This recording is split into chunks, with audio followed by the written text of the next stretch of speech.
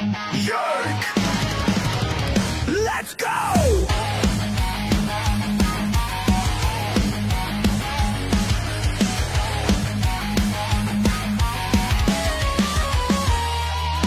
Cam's a shit kicker, 2 bombs in the lead. Soul dragging cougars, no time for fatigue. And he's a shit talker, stirring up the show. Never played a shift, but he's ready to go. The Cam and Strick Podcast is brought to you by Stifel, one of America's fastest growing wealth management and investment banking firms. Rooted in St. Louis, where success meets success. Welcome into the Cam and Strick Podcast presented by Stifel, baby. Episode number 394. Yoink. Happy Mother's Day. Happy Mother's Day. I hope you guys all enjoyed. Just enjoy it with your mama. I always got to say that. I thought of you yesterday. No, you didn't. No, you didn't, Andy. You were not thinking of me yesterday. Don't lie. Do not lie about that. I was thinking of you yesterday. Don't virtue signal. You were not thinking. I should have sent You a weren't text, thinking of my 'cause dead last mother. year I No. sent- You No, weren't last year I thinking sent of you a my dead text. mother. You weren't thinking of my dead mother. You weren't. Last year I sent you a text about it, remember? Oh, yeah. It made my day. Hey, Cam, can you do this and do that? And what about this? And, Happy Mother's Day. I'm sorry that... She died? Dude. Oh, my God. Dude, I was thinking about you yesterday because I know it's a tough day for you. Yeah, it's okay, man. Yeah. I hung out with Kate's parents yesterday. We golfed. Are you okay? We golfed with Kate's mom and dad Oh, yesterday. God. They're probably better They're than you, like dude. you. They're better than you, but it's close. It's close. They're slow. They are slow. Oh, my God. Yeah, but I'm not slow. Oh, what? I'm not slow. No, you do the exact same thing her mother does. And I even told her mother that too. I go, you're just like Andy. It's unbelievable. Well, they'll sit in their cart and I'm like, your ball's right there. It's right there. You got to anticipate where to go. It's cart path only. You can't just sit in your car. I just sit yours is right there. Anticipate. Mm-hmm. That's all. Speed it up. Okay. Speed up. We love you, Nancy. I love you. Happy Mother's Day. We had a good time. It is what it is. You didn't see that I went golfing last week? No, I know. Here's what. No, I did. Because here's me Andy. and Jammer went golfing. He's actually gotten way better at golf. I told gotta you he give was Jamal some I credit. told you he was good. I golfed him the other day. You had said that, and I And was you didn't thinking, believe it. No. Hey, Jammer, he didn't believe you, just no. so you know. Because I told him. I said, you've gotten way better. He said, yeah, because I'm playing like twice a week. He looks good. He said- barely swings it. Boom. He's an athlete. He said, I told but you. last time I saw him play, he was not very good. Yeah. And so, and I'm way better now than I was. Oh, I then, bet too. you are. I bet you were fun. Andy, anytime Andy golfs, he's like, I got to take a picture. I'm golfing. I'm golfing. Everybody know. You got to stop doing that. No, dude. I do. You got to stop It's the doing best that. picture of the day. And then he's got another cigar in his mouth, which looks ultra big, if you catch my drift. People are saying that. Oh, you said it No, looks like a no, big no, no. wiffle ball bat. It looks a little different now. So here's some pictures I have from Mother's Day. See, that's Blay. cute little Blay. I love that little puppy dog. A good little golden doodle. You want to watch? Most families have golden doodles, just like Andy does, because he goes with the flow. See, I liked all those pictures. You got a cute family. God dang son of a bitch. Cuteness. Yep. Yeah. So I love that. See, that's what put us. See, if you want to make me smile, that's all you got to do. That's all you got. Cool.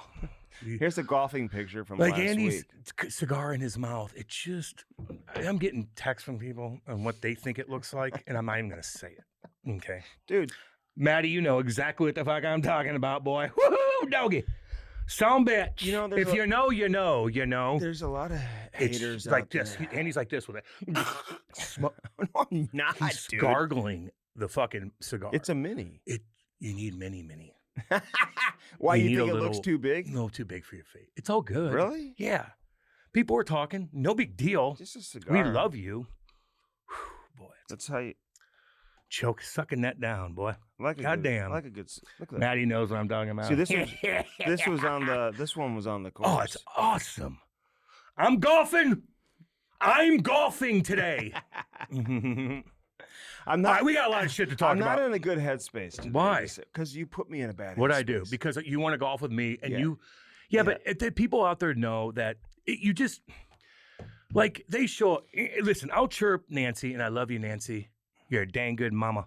and I love your daughter, and I'm going to take care of her for the rest of her life. Oh, my God. But she's slow at golf. I love no your big daughter. deal. I'm going to have her drive me everywhere for the rest of her life. What's she doing right now, you think? What is she doing What's right she now? doing right Making now? She lunch? just got out of the sauna. Making lunch? Making lunch for herself, hanging with the puppies on the back deck, getting a tan. What are we doing? What are we doing? I am gonna Looking at I am absolute gonna beauty. drag your wife Looking at everywhere I have absolute- to go. My wife is for looking the at rest of her Beautifulville. She's gonna listening drag to fucking me everywhere. No. Yeah, she is. She's listening to birds chirping in our backyard, not looking at any neighbors. That's what she's doing. It's tough. I will never Pray take, for I her. will never take her on a vacation. Pray I will for her. never take her on a vacation. We're going to Florida. I'm going to Florida with her whole family. Oh yeah, That's what I right. do. With her. I think you and the two of you need to go on a getaway by yourself. We're on a getaway vacation every day when I get out of here. Shit. Getaway vacation every day. I am. Don't So, be cheap. Can I just say, Pat Maroon said you're cheap, and I don't want you to be He's a- cheap. You want to talk to the boys? Do we need to gather up? The hockey boys in St. Louis. Mhm. The hockey boys. You want to talk about that with them, and let's figure I'm just this out. saying they said that. He Yeah, said I'm that. cheap now because On I'm the not making record. that much money. If I Oh. had a ton of money, I'd fucking make it rain. Would you? Yeah, God, yeah. Kate has to control me from spending. She doesn't spend the money. I do. I spend more money at the What could fucking you be gas station. spending? Oh, Fucking God, the shit. gas. All your money Fucking- goes to the I had a gas seafood station. boil. I spent $200 at the local produce store. That a new one in Eureka I went to. Mm-hmm. Got all these crab legs. I did a seafood boil. I didn't film myself, but I just wanted to chill and enjoy the weather. And it cost me $200. And I got 5 tins of chew. It cost me. And then I got Oh this. And my I drink God. vodka. Then I do Remember that. when I Then broke down how come much on. per month you're spending on Yes. chew? So I got this new stuff. This is $1 a tin. Really? And it's called On. I got it at Sam's Market way out yonder. And My so boys hooked me up. It's what is it- $1 a tin. So what it's does just like a. What does it do? It's the same thing. Is it? But it's a little pouchy. Little So you're not pouchy using poos. Grizzly anymore? No, I'm trying to wean off of it. Because So, Grizzly's bad it's- for you. It's all bad for you, but Grizzly's probably worse. Kodiak Wintergreen was way worse, Mhm. and then I weaned off of that and got on Grizzly, and now I'm going to try to do this. They're $1 a So tin. when are we going golfing? When I decide, Really? yes. Jesus. Well, Andy, like, Golly, just because I was late that one day. I wasn't even yeah, but late. that's a big I deal had to on the do golf. an interview Okay, I love you. during the, and we weren't late for our tea time You're We- not supposed to be on the phone by the clubhouse, and you were. in the parking lot. Yeah, exactly. Get away from everybody. Go farther out. No one wants to hear you talk to fucking whoever up in Canada. It's all good. I love you. That When is- do you want to go? I'll take you Yeah, wherever. yeah. When do you want to go? Well, I was you want to thinking- take the broads too? no. You do you want to? No, They'd have Buddy Marys and shit. no. I know that. Okay, I'm just. I, that's fine. She doesn't want to. Jesus. She doesn't. Sorry, wanna, Lori. She doesn't want. She doesn't want to go golfing. Okay. All good. I'm just asking if she wants to go too. And the way I'm hitting the ball right now, it's going to be a quick round. Can I just bitch about a something? very right? quick Can I round. before we get into hockey? And there's a ton of stuff. I got my notes down because I come prepared. Andy, I had to go through my notes down so he could have something. How was your Mother's Day though, in general? It was lovely. Was it? Yeah. Yeah. We You got- didn't ask me how. You didn't ask You're me not how a my mom. how Oh, you're right. you know Because that? Andy is a mom and a dad. No. So that's not technically, what I'm is your saying. day No. too. See, That's disrespectful to my wife. dude. you're the one that brought it up. It was Mother's Day. Am I supposed to give you congratulations to Mother's Day? No. Ask me how my Mother's Day. How was it? With my with my wife. How was it? It was great. Cool. We had everyone over for dinner. I had another fire going. I've been building fires like Would you make? Actually, true story. We didn't make dinner last night. I got. We're the best. Well, there's so many people coming, Cam. I Yank. I didn't want to make any of the women clean up Oh, sure. or have to cook or anything. So I got a bunch of Oh, just order stuff. Yeah. Dewey's Pizza, dude. That's easy. Yes. Nice. That's all you got to do. Yeah, Dewey's. No big deal. Yeah. Dewey's is a great little spot. I get that because it does make a mess. Even if Dude. you're barbecuing. Although when I barbecue and I cook, Mhm. I clean up after myself like no other. So I cook and clean at the same time. I do not want to stack everything. I always make sure the dishwasher's already clean, put away, So listen. put everything in there, and get the smell out Okay. of your house. A couple of things. You know? So I barbecued on Saturday night, and we almost had 2 house fires at my house, like significant house fires, dude. Just stamp it down. Stamp it down so we can know how to. Stamp it down. Listen, the first one, I took your advice, dude. After I made my steaks, which they looked to perfection, but I wanted to sear them. So what I did was I put some olive oil and a little bit of butter in a skillet, put it in the Traeger. I'm a Traeger ambassador. I closed the lid, and then I put the steak in the skillet after a while. I go back Turn in that off. there, and I look at it, and I lift up the hood. Cam, there's flames everywhere. I mean, just flames everywhere, all inside my Traeger, like just going crazy. So I shut it down immediately. I don't know what happened. I don't know if shut it down. I don't know if Turn it oil off. was like going crazy or In what. a Traeger, that's odd behavior. If oil was like spraying everywhere. You could have So done maybe it always looks like that, and I just that. don't. You need realize another grill. it. You need another grill too. You just get a little. All you gotta do is just get another little Okay, grill. so then the other one was. Because there's not even like flames going up so on it too. I put it in shutdown cycle, and everything was fine. But best steak I've ever had, by the way. And everyone felt that way. Everybody's like that. That means a lot with Andy. He just started eating steak 2 months ago, and it's the best steak he's ever had. Listen, Best steak I've ever had, dude. there should not ever be a flame in a Traeger. It was like 5 flames, dude. Yeah, I don't know what that was all about. I Turn don't it know down, what shut happened. the grill. You're okay. So I went and or Googled take it out too, and shut it down. And I have a go-to, like a coach, basically, through Traeger that I can ask questions at any time. And they said it was perfectly fine to be able to do what I did. The other thing was, Cam, I don't know if you were outside Saturday night. The weather just changed out of nowhere. And there's a great little documentary that's starting up too right now on the weather. You seen these tornado documentaries that's starting? No, have you? Do you know that it's starting? Man, soon? I've been watching fucking Okay, tornado well, you documentaries are aware of since this you've one. been fucking hanging out with You're not aware of goddamn this one. Parkway North trying to make the hockey team. I was watching tornado shit. Okay, so listen. The weather, it was a beautiful, beautiful day. All of a sudden, the wind started swirling, and like these heavy winds came through my backyard, Cam. Just crazy. It's blowing everything, and it looked like we were about to have this crazy storm. Well, I've got a fire going. The fire is shooting like across my deck. I had to move some like Adirondack chairs that are made out of wood. I had to get them away from the fire. I'm like, this place is going to blow up. Something's going to happen. So I've got the Traeger issue going on at the same time as like when this fire is starting on my deck, under control in my fire pit, and the wind is blowing the fire. Like if you're standing within 15 feet of the fire, you may get burned, dude. It's like blowing. I'm like, what is going to happen? You can't have a fire So going whenever the wind. You know the I wind's didn't gonna. know when the yeah, wind well, was look coming. at the fucking weather. So the wind went away about 45 minutes later, and luckily we didn't have any real It's exaggerated. damage, It's fine. dude. You're fine. Like that's what like Andy's just tries to find something interesting to talk about, and it just doesn't work. We've all been through that. No, you haven't. We've all Nothing been like through this. that. This is one of Just the you gotta scariest know. situations See, going. that's why no one even. Can I just say something real quick? Kate and I almost got a head-on collision over the weekend. Because of what you think, Andy? Why do you think? Why do you think we almost got a head-on collision on fucking Fox Creek where Jason lives, where I took you to on a side-by-side? Why? Why? Your lights weren't on. No. Their lights weren't on. Nope. It was during the day. You had a little too much to drink. No. Oh. No. This is in the morning. Oh. Think about it. Oh, probably a coyote. No, cyclists. Oh. They were so They're bad. part of the road, dude. You gotta like They were so bad on Friday. I had a guy that's trying to get to work, and we're just trying to cruise around. We're going to that market, and he almost hit us head on because these cyclists would. It's unbelievable. I can't stand them. They drive me nuts. I'm not gonna go too deep into it. Like I know I don't want to get, but they are so. It's so outrageous out by my house. We out there, and Andy thinks that we're in the city out there, and they're just trying to get to work. No, they're on a Friday. No, they're and riding. They're trying it's part to of a cycling group, dude. It's unbelievable. And these guys with I can't believe there's no shoulder. And these guys in these big old trucks with fucking loaded up trailers going to the job site are just missing them by an inch. It's unbelievable. They're psychotic. We almost got in a head on. I go fucking You almost 20. got in a head on with who? A truck coming this way, passing the cyclist. Yes. He's passing the cyclist, and I turn the corner, and he's like, whoa, I go, whoa. And I go, oh, and the guy's just like this. Doesn't even care. He didn't even care that he almost caught a head-on collision. And he almost died. Yeah, I think it's he cares. crazy. I think he cares. Then why do it there? think There's he so many other cares. places. That's just my point. No big deal. I love everybody except Listen, for them. It's such a great It's such exercise. Then go somewhere else and do it so you don't get it's- killed. when I was living up in the mountains, dude, They I would drove me see it nuts, man. in the high altitude. That's fine up in the quite mountains. Go often. up there and do it. Now, typically in most cities, and you have it here in downtown, although I don't see a lot of cyclists downtown here, but they'll Oh, have you want to get robbed? no, they have the bike lane. Want to get robbed? Oh, that's overblown too. What?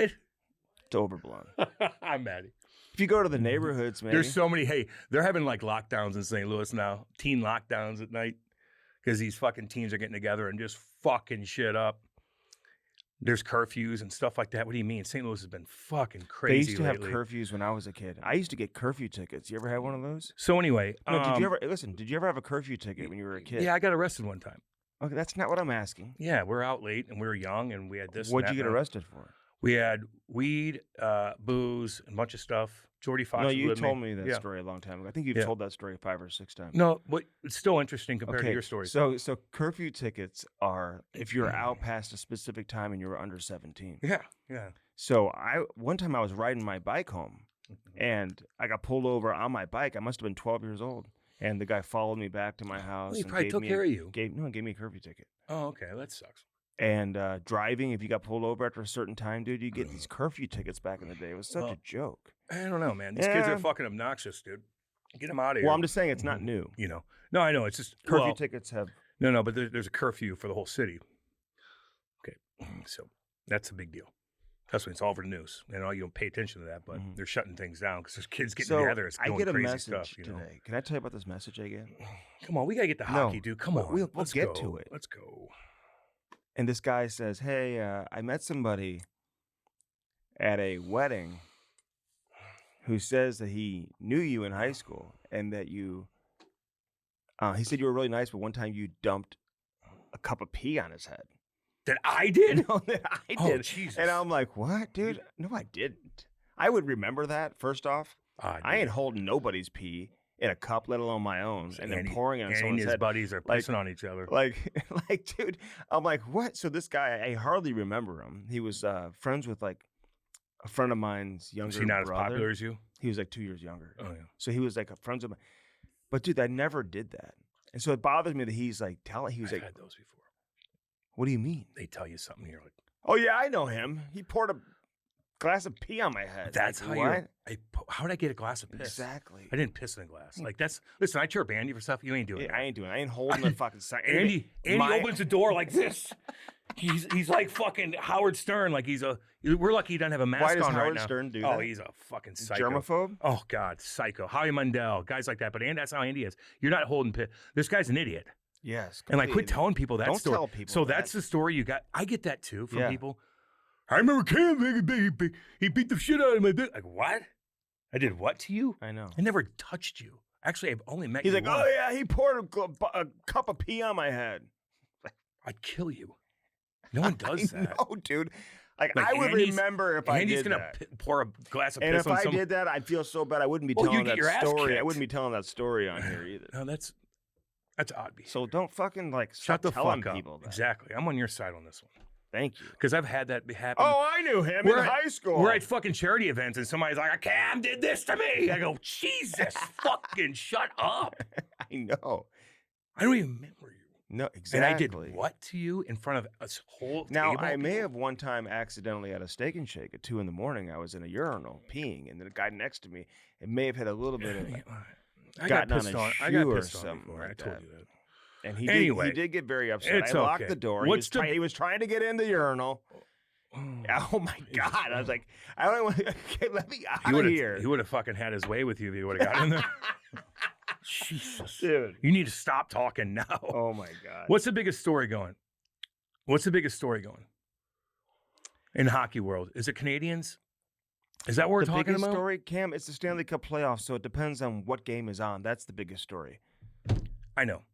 What's So- the biggest talked about? So is it here, Canadian? here he goes again. He wants to give me like No, trivia. I don't know. No, I don't know. I'm just asking you. Oh, you're Aren't you a asking hockey me. guy? Yeah. Because if you're not So a for me, no, because everyone has if the- you're not a hockey guy, Yeah. then we got problems. So what do you think it is? Is it the Canadians kicking ass and taking names and fucking Greenway not fighting? No, okay. Well, what do you think? Like here, I'm and being dead serious. Every night, I'm being dead serious. every night, Yeah. everyone has a different. Totally. And something new happens and Yes, whatnot. I would say the biggest story for me is that. What do you think, Andy? Well, they lost last night because I was going to say Mitch Marner, man. This guy is like a candidate for the Conn they Smythe if lost, they though. go all the way to the final. Yeah, which, he had a good game. you know, they're not going to beat Colorado anyway. He had a good game. A couple good games in a He row. had a couple good games. I think he had 3 more assists last night, didn't he? He had a couple good games. They lost. They had a couple. Yeah. Do you prescribe to this idea that like, oh, he's doing it against the pillow fight division, but he No, didn't do no. I think that's a little unfair. That's not in his control, dude. Anaheim's a pretty damn good team. How about here's the difference for Mitch Marner now. You have a better team. You're surrounded by better players who play harder. You have a better team that actually know how to win. You have guys on the team that know how to win. They've won Stanley Cups before. They know how to win. That's why you're successful. You're complimenting them. They're like, but some people are saying, well, he's not playing against Florida or Boston. Oh, so what? So what? They're playing as Anaheim, and Anaheim might have fucking 117 points next year. You never know. Who are you kidding? Everything changes. Anaheim's a damn good team. It's like Sam Reinhart. He goes to Florida. He looks better too. Sure. No, he's just complimented with better players that know how to win and know how to win. And nothing. Listen, Reinhardt's a great player. And Seth Jones, any of these guys. Oh, no doubt. So I see the. So I understand what people are saying, but like you can't have it both ways. You can't say Mitch Marner can't play in the playoffs. He sucks in the playoffs, and then when he performs in the playoffs, say, well, it's only because he's playing against the pillow fight division. They're true. It's true, and what they say for the last however many years, because he didn't perform in the playoffs, but now he is. Yeah, so you got to give him credit. You know what? One year when they lost to Boston, he played with a fractured ankle. Yeah. And I'll say this about Mitch Marner. And I'm not trying to go on the Mitchie defense here because we've been talking about Mitchie Marnie for a long time. And Mitchie never had anyone coming to his defense in Toronto. I'll say that. He never had a coach, never had a manager. If this guy's playing with a broken ankle, which I was told that he played with a broken ankle against Boston a few years back. Yeah. And now Torts has been there for 2 weeks, and he's got his back already. He's coming to his defense, and he's like, hey, this is all bullshit, whatever he said about his reputation and all this type of stuff. I've been coaching against this guy for years. Yeah. I know what kind of player he is. I know how intelligent he is. I know how smart and how responsible defensively he is. So everyone always has to find a scapegoat. And, I guess, he was it. And listen, some of the situations we saw in Toronto, it didn't look good. Like when he's pulling up in the corner and stuff like that. He's yelling at his teammates, and his hair is But there was dry. also times in Toronto where he was playing unbelievable and he was making plays. And like this guy was a difference maker. So the biggest difference, and you basically took the words right out of my mouth, I think in Vegas versus Toronto, is the fact that he's got better players surrounding him. He's insulated better. Yeah, there's probably something to the fact that he doesn't have to be the guy every night, but guess what? He's playing like the guy, and this guy's putting up a shit ton of points, and you got to give credit where credit is due. You can't criticize the guy, and then all of a sudden when he's having success, find a loophole and find another way to criticize him, man. Yeah, I know. He's playing good hockey, and listen, a lot of guys that are stuck in different situations with other teams get put in another situation, and all of a sudden they start playing well. Because when McDavid is having success, no one's ever saying, well, he's just playing against the pillow fight division. Yeah, exactly. You know what I'm saying? I like this Anaheim team. Do I. And I'm glad they tied it back up. Like Will Carlson. You never know how the goalie is going to play. Cutter's amazing. I told you that last week. They love Cutter. They almost tied the game up, though, late. They did. They fucking went D with it. I think Eichel turned. Right in the slot. He's so good, dude. Watch him cut through the middle. It's unbelievable. He's got 5 guys on. He's cutting through, spinning off you, and he's so long. He's big. He's so big and fast as shit. And he doesn't even look like he's skating hard. No. He slides through everybody and then finds a way. They almost tied that game up. So that series is awesome. Good for Joel Quenneville. Good for the Anaheim Ducks. Are the Anaheim Ducks the only team playing right now that when they're on the road, they don't have like a full building full packed of what do you mean? Like Montreal's on the road, Buffalo, like they have all these like outside huge venues. I don't think. No, they had one. Did they? You didn't see it? I think I did. They had a watch party. Yeah, watch party. And it was not very crowded. Yeah. But you know what? It was more crowded. It's okay. And I was like, you know they're what? In Anaheim. Who gives a shit? They're in Anaheim. They're figuring it back out. They've got a new building coming up. Yeah. And they're building a whole thing going on outside. It's going to be awesome. And they're going to attract a lot of players. Spending money. There you go. And I said this on Twitter. I don't know if you saw my tweet. I've had some. You've had some good ones. Get some. Hey, it's like doing a line of Coke when you get a good tweet out there. That's his euphoric high. Is it? Yeah. Okay. People love that. All right. So this team's going to be a handful. They're going to be competitive for a minimum of 6 seasons. Dude. Yeah, for sure. And they're going to win a cup. Another one. with Yeah, Joel Quenneville. I'm just curious because, like, I don't know about their goaltending. I don't know about Vegas' goaltending either. I don't know if Carter Hart is the long-term answer. I know that his agent wants to get an extension done with him. If you're Vegas, what do you do with Carter Hart? And I like Carter Hart, but what do you do with him? you keep him. Yeah, but what do? You sign him to a what? 2-year deal. Okay, a short-term deal. Shit, yeah. You got to prove yourself still. Listen, dude. I'm on his side. I don't know. Like, I just know these kind of things, and it is what it is. But you put yourself in a jam, and we've talked about that before. Whether you did anything wrong, you still put yourself in a jam, and now you have to get out of that. And you're not going to get the benefit of the doubt of getting a fucking 4 or 5 year deal, in my opinion. No, but he's getting a great opportunity. Now, you listen. Now you got to prove yourself. He gets through this round. Then it's... And if he plays well against Colorado or Minnesota, I don't know if they're good enough to beat either of those two teams. I don't think so. But if he plays well in that series, Cam, he may get a 4-year. He might, but it's going to take a little bit longer because you already jammed yourself up. Depends how he plays the rest of the way. It's a great opportunity for him. I agree. I'm just saying, though, it's just you're in a different situation. And goalies aren't situation. growing on trees, man. You And look which at some goalie- of these teams like Edmonton. I know everyone's critical of the Oilers because they haven't been able to find a goalie. You know how hard it is to find a goalie? Very hard. It is. Like, you look at the Blues goalies right now. I'm just looking at it from a St. Louis standpoint because Binnington won a cup, and this Joel Hofer looks like he's going to be a star. Yeah.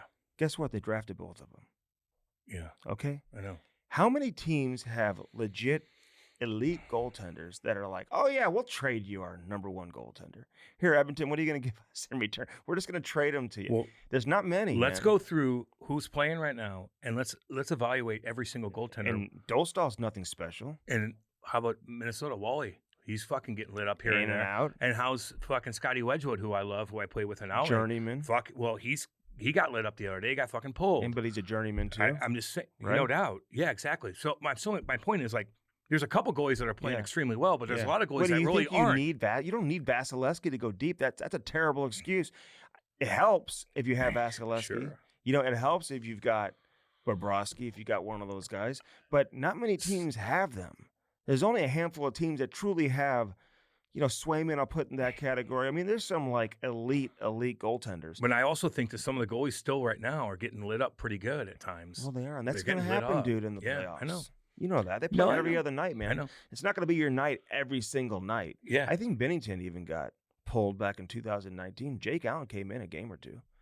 Which game was that? He got pulled. Was that Winnipeg? He was at home. Okay. Yeah, maybe that last game against Boston in Game 6 at home. Maybe I think. So I know Jake came in and got some time. So my point is, man, you better find a way to draft one of these guys and develop one of these guys, because it's hard to just find one. They got it. They need a goaltender. Everybody's, well, who do you want them to get? I want to know. They all say they need a goalie. How about who? They all say Binnington. He don't want to go there. Exactly. Why the hell would he want to go there? I don't know. Hey, listen, Edmonton's in a unique spot anyway because they need so much help. But if I'm a free agent, like, I'm not signing there long term, knowing that.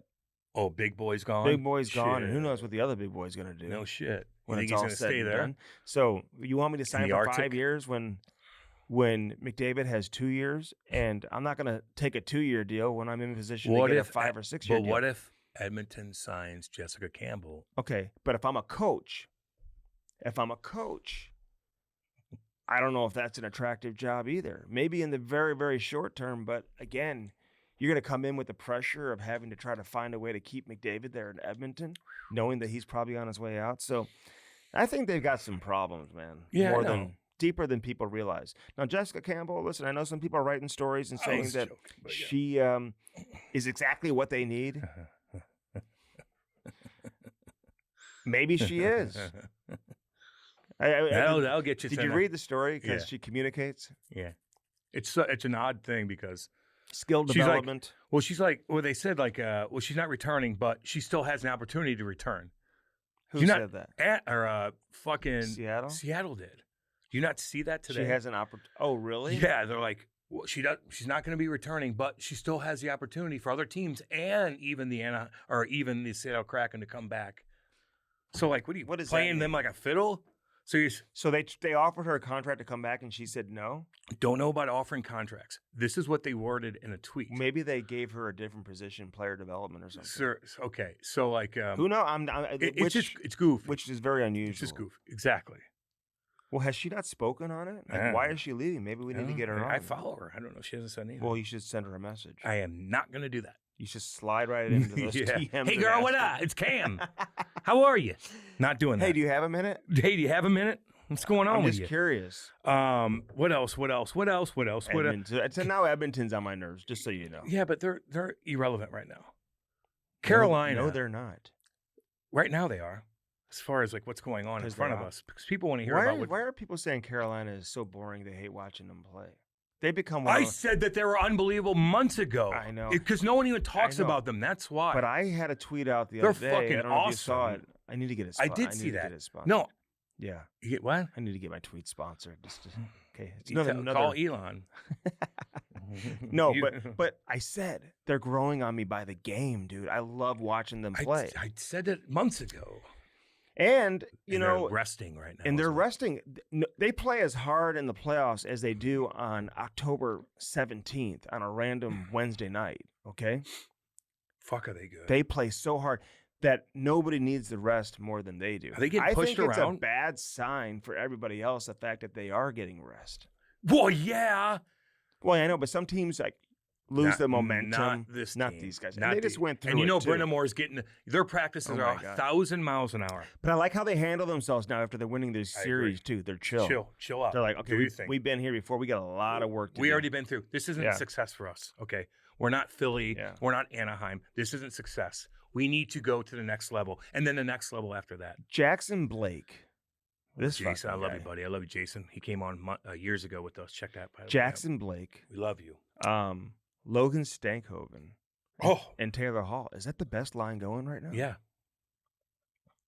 These guys. unstoppable. Taylor Hall is like a playoff player. Dude. You watch him play. He hasn't. I think he's had one 20-goal season in his career since he won the Hart Trophy. If you remember, he won the Hart Trophy in 17-18, I think. Something like that. Was that with the Devils or with Devils. Yeah. First or second year with the Devils, he had like 93 points. Yep. So it must have been a kind of a down year across the board. Like if it's like when Jamie Benn won the Hart with Trophy. 87 points. Yeah. He had so, 87 that year. Yeah, so it's a little bit different. 13, I think that was. But- 14. Taylor Hall, I was critical of him early in his career because I felt like he just wasn't overly dynamic for me. I felt like he just I wasn't. thought he was at the beginning. We're Maybe. like, whoa, he's flying Well, he around. was a first overall pick. I know. He could always fly, but flying. I didn't feel like he was overly creative with his line mates. I didn't think he had great hockey sense. Something was missing from Yeah. him. But you know what? He's a great, and I don't even want to call him a role player because that may be a disservice, but like he's not a star or a superstar. But whatever category you want to put him in, he's as good as there is in the league. Why do you at think doing that what is? he does? Why do you think that is? Because they just got all these. No they- shit. and Just like we it's talked like with about. Marner, It's the same thing. You know what? Listen, this applies to everything in life. Even fucking skating with the alumni. Imagine me, him, and Lozier are on a fucking line together. I'm going to be miserable. But I'm with fucking Jack Combs and Andy McDonald, and all of a sudden Paul Stastny goes out there. I'm like, I could be wasted. And I'm fucking I dominating. heard you were struggling. Oh, God. Yeah, I heard it from a few people. Don't make me say what I hear about you. Okay, that's fine. I'm just saying, I heard you were struggling. I was probably fucking drinking and smoking, little Tamar. Okay. Have a good time out there. It is what Okay, it is. I just- did struggle the other day. Yeah, last Wednesday, maybe. I fell into the boards again. Oh, God. Oh, God. It's all good. But yeah, no, Carolina is having a break. They're just chill. They're like, You fuck. think they're going to lose to Montreal? God, Philly was or a Buffalo? Philly. I'm sorry. Like, you guys ain't there. How about Michkov? Can I ask you a question? Taka's screaming at everybody. Would you trade Michkov for Jordan Kyrou right now if you're the Blues? No. Why would I want somebody who has That going on. that going on? I know. But Kyrou has that going on too, or else we wouldn't even be I having don't this. think I know. Kyrou but- is as much of. I think Kyrou understands how to play, and he can play a veteran game, and he's better defensively than people give him. But was credit he better for. defensively when he was Michkov's age? Not a attitude Right? problem though. wasn't confrontational. Then why with do the you coach. think he's still? You know what I'm saying? But why do you think Kyra takes so much flack and his name's always out there with trade? Why is that? And he wasn't Why? confrontational with the coach. Didn't have a lot of Yeah. drama on the side. Well, he did If you cry watch, after he did. he He got did call upset out. He called there. out Berube, and I don't you made think him he cry. called him out.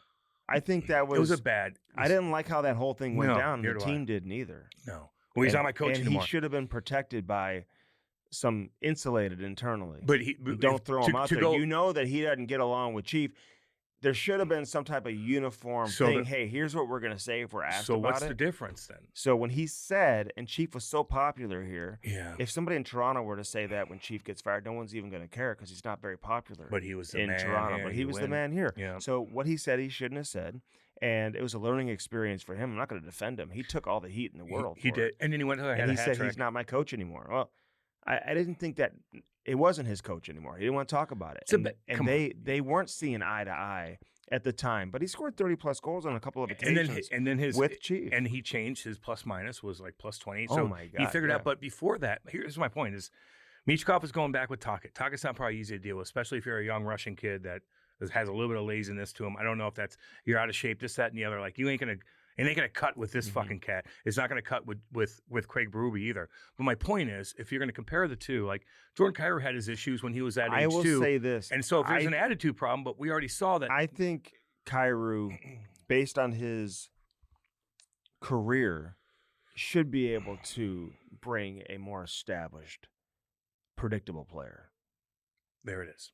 Okay? That makes sense. I get you. Like That makes not a sense. guy who Yep. like is getting into it with the coach, has rumors have of that. not being in shape. Can't have that. You don't know, if he's willing, if he's a great teammate, is he not a good teammate? I agree. See, can he play the right way? Are you getting back? Are you mopey? Like Yeah. even the attitude in the locker room, like, and we don't see it. Even if you're in the locker room Didn't the every day, team leave him but- behind or something? Like he- he didn't show up to yeah. the bus or Is something? that true? I don't know. All this shit. Andy, is that true? I can't wait for the That's- exit day. I can't wait. But you know, Hold on, but even like Kyrou, like is it? What is he? Was he the way Michkov is at that age? No. But they had a better team with bigger leaders. Like I don't know. I don't know how to tie them Kyrou was together. a second round pick, dude, and still obviously a high pick, and he put up really impressive numbers in junior, and he came in with a lot of excitement because of his speed. And he scored a lot of goals. He had a down year this year for whatever reason. This is up to him to A lot of figure guys it did, out man. and to get it back up and running again. But I wouldn't trade him for a player where you really don't know exactly what you're getting. Now, you could say Philly did that before with Zegras, and maybe they've been rewarded for it a little bit because he had a good season, although Tocchet's fucking in his face too, screaming at him. He screamed at him the other day. They're making mistakes and they're getting their asses kicked. He's all over him. And he should be. He's all over Konechny too. Well, Konechny didn't do much either. None of them did. Tocchet's Dude, like they were chasing. losing his mind. Andy, those guys were so far behind. They were chasing Well, the game. they had such an incredible Come run on. to make the playoffs. You couldn't keep up with them. I like the dude. fact that the fans acknowledged them during the handshake course. line and stuff like that I because like that. nobody expected them Yep, I like their to make the no playoffs, doubt. let alone win a series, man. That's an achievement. That's a real positive that they can build off of moving forward. Okay, what do you think of? But Michkov's a different one. I got to watch him play more. I don't know. There's some red flags there that I wouldn't want. I always look at him and I look at Kaprizov and I'm like, ooh. Like, he's not Tarasenko at that age, Tarasenko could have had 4 goals the other day. Hit a But breakaway. he's an and aging fucking- player, I know. Tarasenko, and he's still producing. He's producing. But he's at the right 34, time. 35. I But know. when Tarasenko was that age, he was unbelievable. He was, yes. He came on the scene hot in Yes, 13, came 14. on hot. Yeah, doing that fucking If he's going to come in and, whatever. Okay. What about? But he doesn't seem, Michkov doesn't seem like a you see your Steen type you see of your boy player. get run over. Which Dobis. Davis. Dobie. You see him get run over. He did, dude. Whoa! What do you think of that whole play? Because Well, he got pushed in a little bit, but no. whoa, No. that was an extreme hit. That was like me hitting Carey Price back in the day, but me and him colliding No, on that the was boards. different. He came out of He the crease in that situation. He was in his crease. He was going to the and you net. had whoever it was for Anaheim was- or for Buffalo. It was a man. That's one of the bigger goalie collisions I I've haven't seen seen that in a while. I haven't seen that in a while. Whoa, we got 2 And minutes he for was it? shaken up too. I could tell Dobis when he got up. And then I He don't know was if just a little that was a stunned. hardcore fucking hit where I'm like, ooh, that might have got him. And it was. And if you get it was 2 games for Bolduc was the guy who jumped him in the crease. yeah, but Bolduc pushed him in. slightly. Kind of did. Like you gotta. I don't know how to react to that play. I think he could have. I think He he could could have have stopped, prevented himself. but he bulldozed him. Bulldozed him. But it's the playoffs, and You get 2 games, so what? Like if you get well, a goalie, for that kid, whatever. I mean, listen. he's a 4th-line guy, isn't he? Hey, if Let me I'm look at this kid. if I'm Are you kidding? anybody playing in the Stanley Cup playoffs, it's no different from what Kadri did to Binnington several Or years ago. Kyprios to Fuhr, Yeah, or like- whatever to whatever. You always have been taught to, Go to the play net. hard around the blue paint and to go to the net hard. And if you run the goalie, you run the goalie. I mean, damn, it is what it is. that I was- don't like seeing it all the time. You got to protect them and keep them away from your goalie. That was hardcore. But I don't hold it against the Buffalo players, man. He's just playing hockey. Yeah, that was a weird one. That was certainly a weird one. Who was it? Was it Mallinston? It's gonna take Cam forever Beck? to figure this out. Is it Beck? Yeah, maybe it was him. Anyway, it's all good. There's a lot going on. We're trying to keep up with everything, dudes. You know how it goes, man. Is Wi-Fi going to get suspended for fucking punching goddamn, was it Kirby Doc? No, it was Carrick. They're on the same team. Yeah, I'm sorry. It was Carrick. Carrick, No, yeah. Doc got punched by Stanley, sorry. And then Wi-Fi at the end kind of got a jumped on, got a little jump with a punch with Connor Carrick. Caught him pretty good. I don't know if he's going to get dinged for a couple or not, but I'll tell you this right now. The Montreal Canadiens are never thought of as a tough team. They play fucking tough, and they're in your face. And you get pushed around, they're going to fight. Although I am agreeing with Biz, and hear me out with Beck this. Mallinston is the guy. Mallinson. I do agree with Biz. And Biz had a nice little quote on this, and he's like filming himself or whatever. And he's like, these fucking scrums after the whistle, especially when you're down by 4 at the end of the game, and they're just like throwing, like, fight! Let it out. Let it out. You become a man when you fight. Sometimes drop your gloves and fucking go. Nothing's going to happen, but you're wrestling around. You're falling on each other. Fucking throw a punch. These fucking scrums, like you're getting penalties anyway. Just fucking drop your gloves and go. Let it out. Let it out. So Jordan Jesus Greenway, Christ. and I mentioned something right away when Fuck's I he saw this doing? guy. I have no idea. You tweeted that, and I love that tweet. right away, dude. I I'm like, love that tweet. What's he doing? This is your opportunity. You're down by multiple goals. Anderson's running It's guys late left in and the game, right. and they're challenging And you. he's a better player than you. And they're challenging you. And Anderson's a better player than you. Dude. And you don't fight him then? What, does your shoulder hurt? I don't give know. a fuck. I fought guys with my shoulder fucking banged up. I just Fucking I go. thought it You're was a- playing. I thought You're it good was enough a to go. Terrible look. That was a damn good tweet by you, Andy. He should get that sponsor. That's a good one. It's a good one. See, I give compliments out, Andy. That's what I do. There's more stuff coming out about Rossini. Oh, that broad. Yeah. I don't care anymore. Can I give another shout out? Okay, what's up with this PK Subban thing? $10 million at Children's Hospital? Like, how do you do that? You know, What does that mean? I don't know. I was always told something. I mean, good on him for Because I want to fucking throw him some good compliments, man, because we do chirp him for his style. Listen, I like I PK, think man. s- I do. okay. But I let me- do let like me- him. Listen, and I'm not holding anything against PK by any means when I say this, but I was told this years ago by some people in Montreal, and told that again today. Like, a lot of times when you see these types of donations, like, I mean, PK made a lot of money. I don't know if he made enough to like just give away $10 million. No, he did not. Okay, I don't care if you had $100 million, $10 million. Just giving $10 million away. So a lot of times you see, these athletes. They basically it's almost like they donate their time in exchange for the money. Of course. And I Just like give we him all do. I give him all the credit in the world. It's But- an admirable thing to do, to donate your time to be a part of the fundraising. So you're donating your time to raise the money. Just like we all do. Okay, Yeah.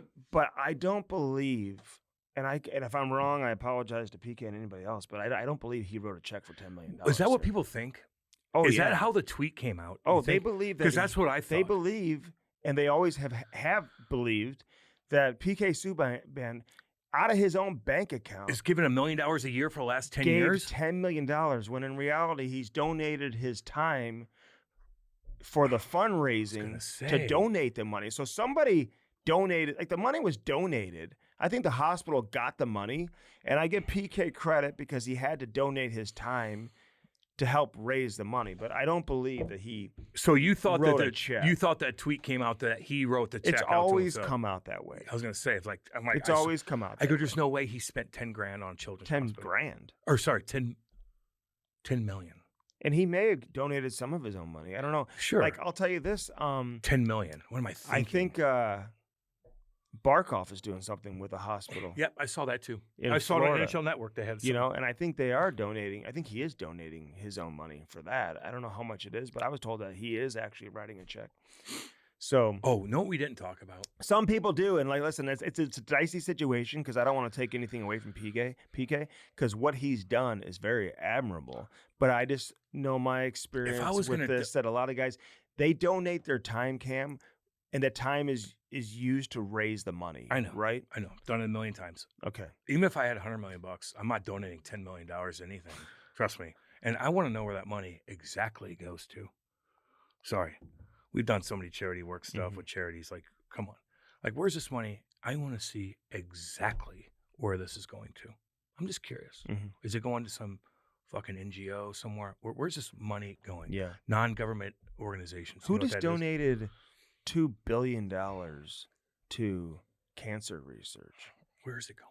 Billion. Where's it going? If we can't cure cancer with $2 billion, what's another $5 billion I going don't to know. do? Andy. I told you I've been working on this for quite Let's some not time. get off track Okay, on I this told you about I've been fucking asking cancer. those Stop. questions. A couple other things. Okay. How about this, Andy? We didn't talk about this yet. The biggest story from last week was what? Stop asking me these Oh, I'm questions. sorry. I don't know. Like these trivia Jesus. questions. Maddie, God, can you come in here? He's scaring me. He just yelled at me again. No, I didn't. It's the biggest story going. Last week, and Rossini? No, it's Is hockey. it hockey related? What is it? Number one pick. Is it? Oh yeah, Gavin McKenna. No, the Toronto the- Maple the Leafs lottery? fucking winning the lottery. I know, dude. Do you know that? Come on. Yeah, that's the I biggest text story. you, I go, so that's I the big- think, come on. So that was Sorry, I didn't mean to confuse you. that was the same day or night that our last episode came out. Exactly. So we haven't had time to react to Yeah. it. What And was your? and can I I ask you, was what was your thoughts? We're watching I- it together. Yeah, no, I was down at Blues headquarters. yeah, that's right. And I'm Yeah. texting you, and you're like, "Hey, I'm here." And I said in the room, because we were going to do something. If the Blues won the lottery, then we were going to do something with Doug Armstrong, and he was going to speak. The Blues won the lottery. That's fun. But I said Toronto's going to end up winning it. How the hell does a team with what Toronto have an 8.5% chance to win it, Yoink. and then San Jose had like 9 point something, or maybe it was even more than that. Maybe it was 11. I don't even remember what it was for San Jose. But they had worse odds than Toronto did. And Toronto gets the first overall pick again. Listen, I want to believe that there's no funny business going on because there's too much at stake. The integrity of the league's at stake. Millions of dollars are at stake. The livelihood of a kid who's going to get drafted is at stake in terms of where he's going to end up going. And, you know, I would think people would be thrown in jail if they were found to be fixing the lottery, which I think is where you're going with this. Did people get thrown in jail for that Houston Asteroids ordeal or Astros ordeal? Which one? Enrod? No. Enron? The Astros, where they were banging on the fucking banging, Oh, and the they had camera? and they had all that Oh, stuff. the that- microphones? Anybody go They to were jail? mic'd? I don't think so. Okay. When they're stealing signs and stuff like Yeah. that? Yeah, and they won a goddamn A World Series. Two But of them. I didn't think. they like take it away or something? No, take it away. No, they didn't. Take it away. Well, they did in NCAA basketball. They They took didn't. banners They down didn't and stuff take. like that. They didn't take it away Coaches' from the wins Astros. were taken away. The asteroids. I said. Asteroids. I know. So I So don't what know, do you dude. mean? Like, you know what I mean? I look at it and I say, well, San Jose, they're helping out San Jose again, who Toronto. needs a new building. San Jose. Yeah, they do. And they're trying to get a new building right now.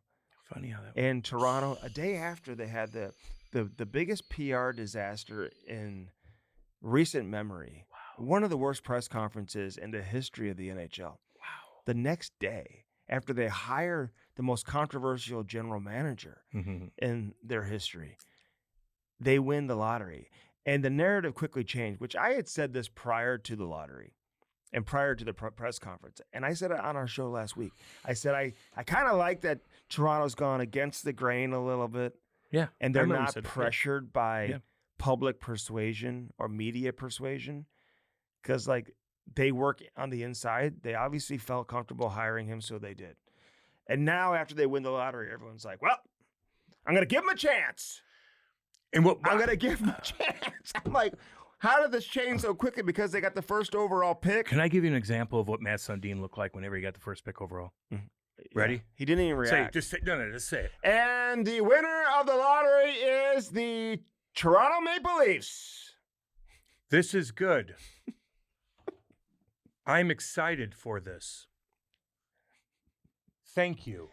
And the second overall pick goes to Mike Greer and the San Jose Sharks. We are happy about this pick. Thank you. Let's take a break before we pick the Do you final see? ball. They had a little fucking montage of other people getting the first pick like this. Oh God! Oh God! Oh God! This is huge for our franchise. It is. And Sunday's They're like this. slapping hands. Sunday's like this. Things are good now. Thank you. Like, my career. Hi. Things are good This now. will be I'm great Mike. for Macklin. We like stuff. What the fuck is that? You guys, I'd be like, please. "Just go, let's go. Be like- San Jose, baby. What's up? Hi. How are you? Oh, shit. Don't you realize how big this is for your friend? Wouldn't you be like, yeah? God, yes. Unless you knew. Oh, no. You think they knew? I don't know, man. All I'm saying And you is... won $1 million. Woo! Go! Fucking make it rain. Make it rain It's on up me. in Although here. Andy would probably be like, I can't go out tonight. I got things to do. I don't know where my wallet is. You would lose your mind. You want $1 million? Woo! Woo-wee! What? Things are good. Thank you. The fuck out of here. I text you. I go, I knew it. I knew it too. I knew it. I said Toronto was going to win.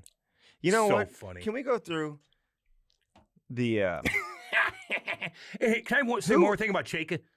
And I know that you just said that you don't want them to go by media, people talking. What was your exact words you just said? I just said just hire a go against the grain and Okay. hire another recycled guy just because it's But a what- guy that wasn't the Go popular against- opinion. Go right? against the grain.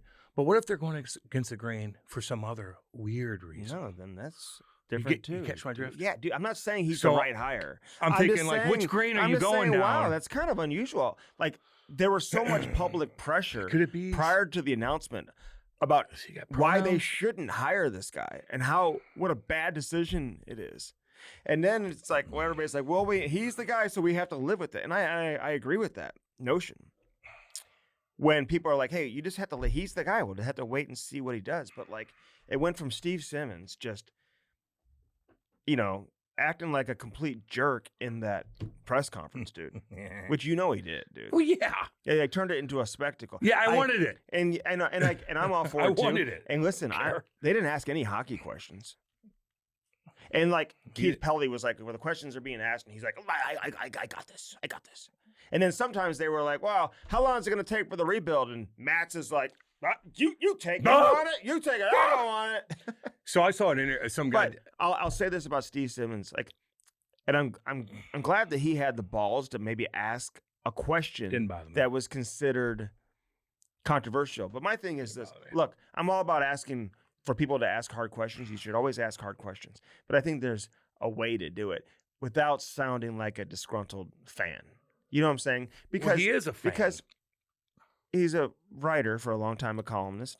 He's a But psycho for him fan. to say that should be the end-all, be-all based off of the 20 general managers that he asked, which, I mean, I feel like I want to go around the league and ask 20 general managers, did he ask you your opinion of John Chayka? Are all these GMs giving Steve Simmons his opinion of John Chayka? So if you texted somebody off the record right now, Mm-hmm. Andy, somebody important, said, what's your take on this? And they're like, off the record, boom, boom, boom.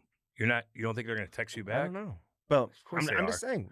You do it. Happens to you all the time. What if they would have asked? What if somebody would have asked their opinion of Steve Simmons? Like, what does that really matter? Well, they You know asked what I'm opinion saying? about you. What they had an What does opinion that- about fucking what me. does that matter? Well, you just Exactly. said it. So who cares about Steve Sims? We all know he's a So fucking... why is that part of the question? You know what I'm saying? It's like, ask the question without trying to sound like a disgruntled fan. It's hard to do when you're a disgruntled fan. Okay. Well, if that's what you're saying he is. I mean, I Well, look yeah, at him he's like a huge fan. Okay. He's a gigantic fan, just like they all are. That's why they're crazy up there. Mhm. They're all fans. Fans. Fuck yeah. Okay. So he's a disgruntled fan. I didn't mind it. I don't care. Okay. I don't care. Well, because you don't have a dog in the race, and I get it. Well, do you? No. That's You what I know mean. shit. So I don't really care that he... Well, if he would, if the But when if the Blues were in the same situation and somebody came out like you used to do and fucking ask hard questions, I'd be like, I can't believe Andy asked that. I'd be like, fucking right, you did. Yeah, but I wouldn't ask it like that. No, but you would still bring the heat. Okay, I you would. would. You always have. Yeah. And it jammed you up a couple times. Yeah. Because you're fucking ballsy. Yeah.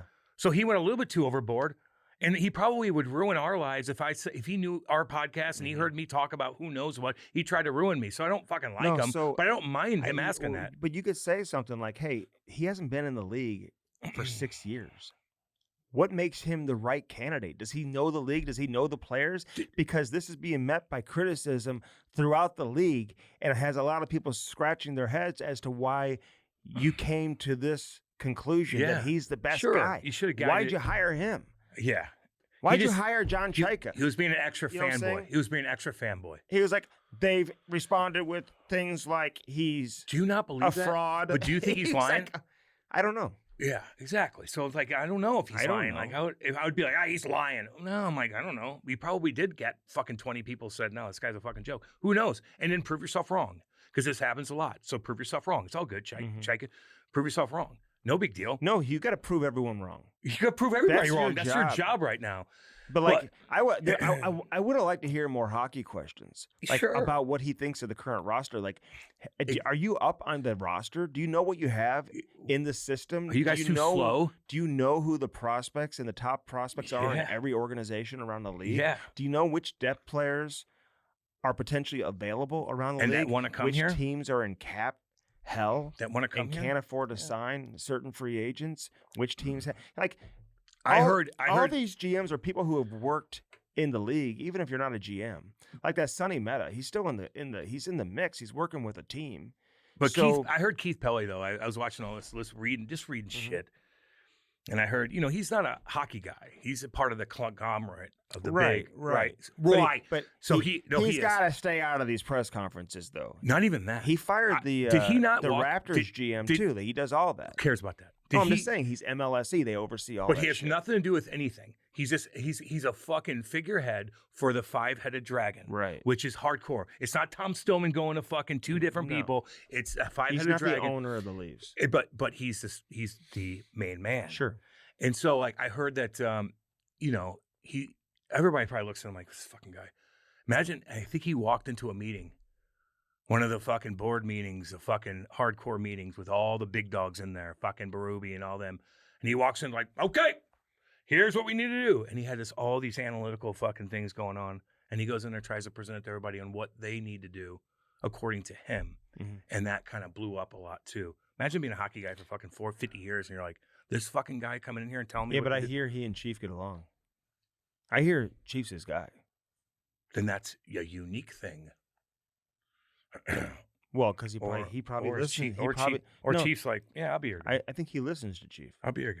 No, I think he listens to Well, Chief. then if he listens to Chief, then I like him because I figured that he would be the exact opposite of what Chief wants to do. I don't know if it was Pelly or somebody else. From what I hear, Right. they asked Chief, what do we need? And I heard like he was like, Analytics stuff. new players. Oh yeah, haven't we been saying? We need different players. So you might have to go like Moneyball on this shit because So you all have this no. analytics shit that they're talking about, and there's a It lot might be a that's good probably thing. good, but I mean, how relevant is that to this current roster? It can't look very good. Well, it could look good if you're trying to get a guy that's not expensive that could bring a certain thing to your. Just like I look at Moneyball. I don't know why I watched that movie the other day, where they're like, no, we need a guy to get on base. We need guys to get on base. Like a cheap guy to get on base. We need a cheap guy that could put in 10 goals. But Didn't he's they just. think Dakota Joshua was that guy? Didn't they think a lot of guys were that You know guy? what I'm saying? They want to be tough and you weren't. Hey, you want to be this How and you about weren't. you lost Mitch Marner, a 100-point player, for nothing? You got nothing in return. You got Nick. You got nothing. You got nothing. Okay, you've invested a lot of money. And you're lucky they into- gave you Wah. Yeah, Nicholas. You're Waugh. lucky. They didn't have to. No, They didn't have to. and now he's Think gone. about that. He's not even there anymore. He's helping Colorado. Exactly. He scored a big-time goal the other night. I know. While Nathan McKinnon's in the fucking pool with flippers on swimming. Yeah, I know he is.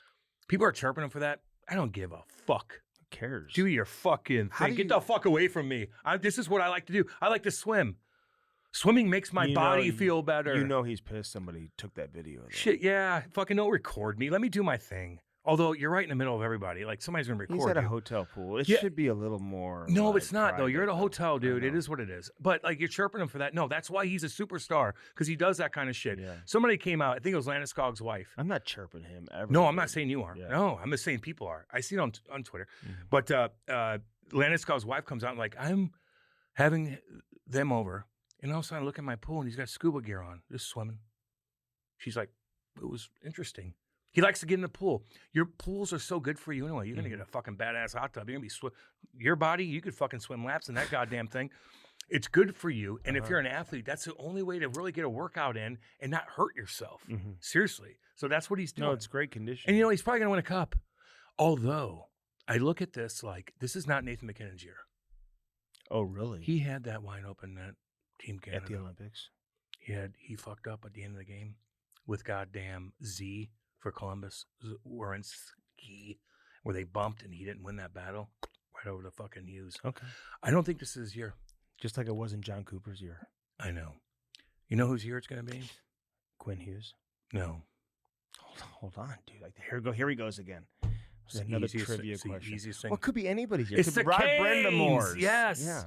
It looks like it's so Quit far. getting mad at me when I'm It looks like it's I'm so not far. chirping you. But just talk. You keep asking me I'm these. no, I'm like, I hear. Okay, what? It's like if you said that to me, this is how you go Okay, back and fine, forth. fine. This is called a conversation. And he wants to talk to himself for fucking 2 hours. This is called a conversation. so have a conversation it with me. feels like it's their year. This is like us having a beer at a fucking. And this is Come on. This is their year It to get to is. the final for sure. It's now their whether year. or not they can get past Colorado remains to be seen. I don't just know. think it's not going to be McKinnon's year. That's fine. Can they get to the final? So, though? yeah. I don't know. God, Marcus Foligno was crushing guys the other night. Woo! Kaprizov That was son of a. unbelievable. He was unbelievable. They look damn I want to see good. Kaprizov do this for like Let's go. 4 games in a row. Let's go, kid. We need like you. elevate yourself into that. Let's I think go. he has the ability to be included into that McDavid, McKinnon. Austin Matthews was once in that category. Yeah. Celebrini's now in that category. Captain of World Championships. Like, when is? Listen, this guy Kaprizov, man, he has that type of game and that type of ability. He's damn good. But I want to see him take over multiple games in a row and go on a run and put the team on his back. Do you know if I'm a young Russian kid? Of course, I'm not going to ask you to know who I'm talking about because I don't want you to get mad at me. But it's Michkov. If I'm Michkov, I'm watching him. Well, he ain't Kaprizov. I know he's ain't even Michkov. close. He's Michkov. He's not Kaprizov. He reminds They're me. Russian, but he's not him. Yeah. They're not the Is same he a person. Tarasenko? Does he have Tarasenko? I don't kind know. of- Watch these. Can he fucking, shoot the puck like Have a Tarasenko? look at watch Tarasenko what he does. Actually, watch fucking Kaprizov what he does in the fucking zone. No. They skate the same way. They 10 and 2. Yeah, fucking. yeah. They look alike. Like, But watch Tarasenko him. has I don't want to say reinvented his game, but he does No, things he's now as finding a ways. role player that he would Scoring. never have done before. Because a complaint about Tarasenko when he was in his final days here in St. Louis the last couple of years, Yeah. grumpy, wasn't Yep. always a great Wasn't teammate. That captain. was that was always like Big the time deal. Yep. the reputation that he had. Yep. Hard to coach. Didn't necessarily bring a positive attitude Don't like all that. the time. Don't But when bring me he down. first came into the league, though, Yeah. he was. All the vets I loved him. remember that. Reaver loved him. Yes. Shattenkirk loved him. All these guys loved him. He 'Cause brought he wasn't a so big much dog yet. energy Yeah. and excitement to the fans. I remember going to his apartment one time, and he and his girl, they weren't even married yet, and we did an interview. He hardly even knew English. It's on YouTube right now. You can check that out. And he brought so much excitement. And then you go back and you look at his career cam, and he only got to 40 goals one time. I know. And that was 40 on the nose. So I know he got to 30 plus 5 years in a row or something like Yeah. that. Yeah. And he scored 20 this year, and he's had a lot of goals. He's got over 300 goals in his career. But if you would have told me his rookie season, when he first came here, that he would only get to 40 goals and his career high would be 40 on the nose, and he'd never get more than that in an individual season, I would have put money on it all day long that he would have. Yeah, I get you on that. But he didn't. And now he's going to win. He's a winner. He He might is a win another Stanley cup. Cup winner. Two times over. Stanley Cup winner. And he found ways to score big-time goals And they in all that loved series him too. in Florida. They all Because loved he's just him. like, just let me do my thing. And Yeah. I'll find a way to score a Right. goal. You give me a puck on my skates, I'm going to fucking rip it. And he's doing that now. I'm going to rip it. Yeah. I like that team. I like Minnesota. I know you do. And I like do. them too, man. They're I hard. like 'em. They're hard not to. Big Marcus. God, I love I like him. Brock Faber too, man. His God, yeah. interview after the game, he's just like, cool. like the goalie's doing a cartwheel or like a rolling around, and he's like, yeah, like he didn't even want to play ball with it. He's kind of like, yeah, that was so stupid. Like I don't know what he was doing. Like he didn't have fun with it. You know what I mean? He's kind of like dead serious. He was kind of like, yeah, I don't know. So what? Be dead serious right now. Like just stop the puck. You let in 9 a couple of games ago, so don't be Calm rolling down. around. Calm. Just stop the puck. We got work to do. Yeah. How about you just like say great game and let's move on. We're and not even focus on halfway this. through this, homeboy. Oh shit. Carolina's gonna be sitting for 5 fucking weeks. Fucking Buffalo and goddamn Canadians they're 2-1 now. They got a long Carolina has been out for fucking days, and now they still have a fucking. They're gonna go to Game 7. You think Montreal and Buffalo will? Yeah, and so are What Colorado do you and think Minnesota. of the way Tage Thompson answered that question? It's none of your It's business. none of your business. It's not. Don't you think when you ask that question as a reporter, because I'm going to tell you this. 'cause You I've tell done it- me. I'm going to tell you as a reporter. You tell me, Andy. When you ask that question, you're basically telling him that you're not playing good hockey right now. So are you hurt? Is that why you're not producing? Is that why you're not playing good hockey or playing at the level that we're used to seeing you play at? Andy, this is like whenever I'm in the press box doing a game and I see Mark Bergevin and he looks at me and he goes, "You sick?" I go, "God damn it, dick. No, I feel great, but I look like shit." There you go. Same thing. You sick, Andy? Yeah. No? Are you hurt? No? Then why are you playing? So for me, There it as a is. reporter, it's so disrespectful to ask that. If you see a player take a shot to the leg and they're hobbling back to the bench and they're hobbling the didn't rest know. of the game, He did. or I if don't you think. see a player take a hit up high and get an elbow to the head, and But- then to me, that's a question for the coach.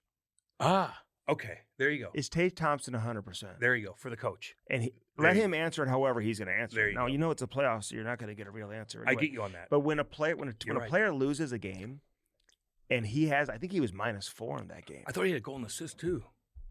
Wasn't he -4? I thought he had a goal and assist. He might be Last -4. game he did. This is 2 games ago. No, I know. I know what it was. So let's Look that mug at up right Friday quick. night. Look that mug up right Okay. quick. Tage, they lost We love all you 5-1, guys out so there, he by didn't the way. have a goal and an assist. They lost 5-1. Okay. So Never mind. in the game, Tage Thompson was -4. Yeah. Son of a bitch. No points. Are you hurt? So he had a shitty game. Are you hurt? He knows it. He's the best player on the team, and you're going to ask him if he's hurt. I still don't mind it. Okay, but that's not. I'm not saying I mind it either. I know. But that's why how a player is going to take that. Sure. And that's how And you I got a would take reaction. it on the outside. And you know what? It's good for hockey. Yeah. And the reporter I like it. that asked the question does a very good job. And It's none of your business. He's been covering hockey Sorry, for a long time. I was just hey, at- it's not, that's something Pronger Minus- would have said back in the day. -4. -4. We need -4. you. -4. -4. Yeah. We need you. -4. Are you hurt? Yeah. I'm just curious. Is that why you played like shit today? Is that why? Because you're a -4, which we all know. Pronger would have said back in the day, it's none of your business. Oh, you'd have been like, read my book. He'd be like, it's in the book. L. Ron Hubbard. It's in the book I didn't give Cam and Andy. He told me to go buy one. Go buy a book. Love you, Prongs. Got fucking thousands on my basement. I think I got to catch up first, homie. And then one other thing, which is odd to me too, which is weird, is Victor Hedman comes out and says that he had mental health problems. Bubba the Love Sponge. Bubba Love Sponge chirped him a little bit. Hold on, we'll get into that in a second. But I'm just curious, though, about this whole mental health thing. Like, I really, truly am. I've been through hell. I've gotten concussions. I've been hit at 400 fights. It is what it is. I've always been a happy guy. I've been happy now. Anytime I get depressed, it's because of me. Are you really happy inside, though? Oh, my God. Okay. I'm the happiest guy until I do something to where self-induced, I'm drinking too much. I get caught up in painkillers. I get caught up in fucking partying, and I'm down and down I and get out. mad at I you. get fucked up. If I treat Kate and I are fighting about something I fucked up on, yes, I get down. Everything's If self-induced. I get mad at But you. if you had mental health problems your whole life, or you're depressed your whole life, I don't understand how you went through your whole life now. You have $100 million. You're a 2-time Stanley Cup winner. You're handsome.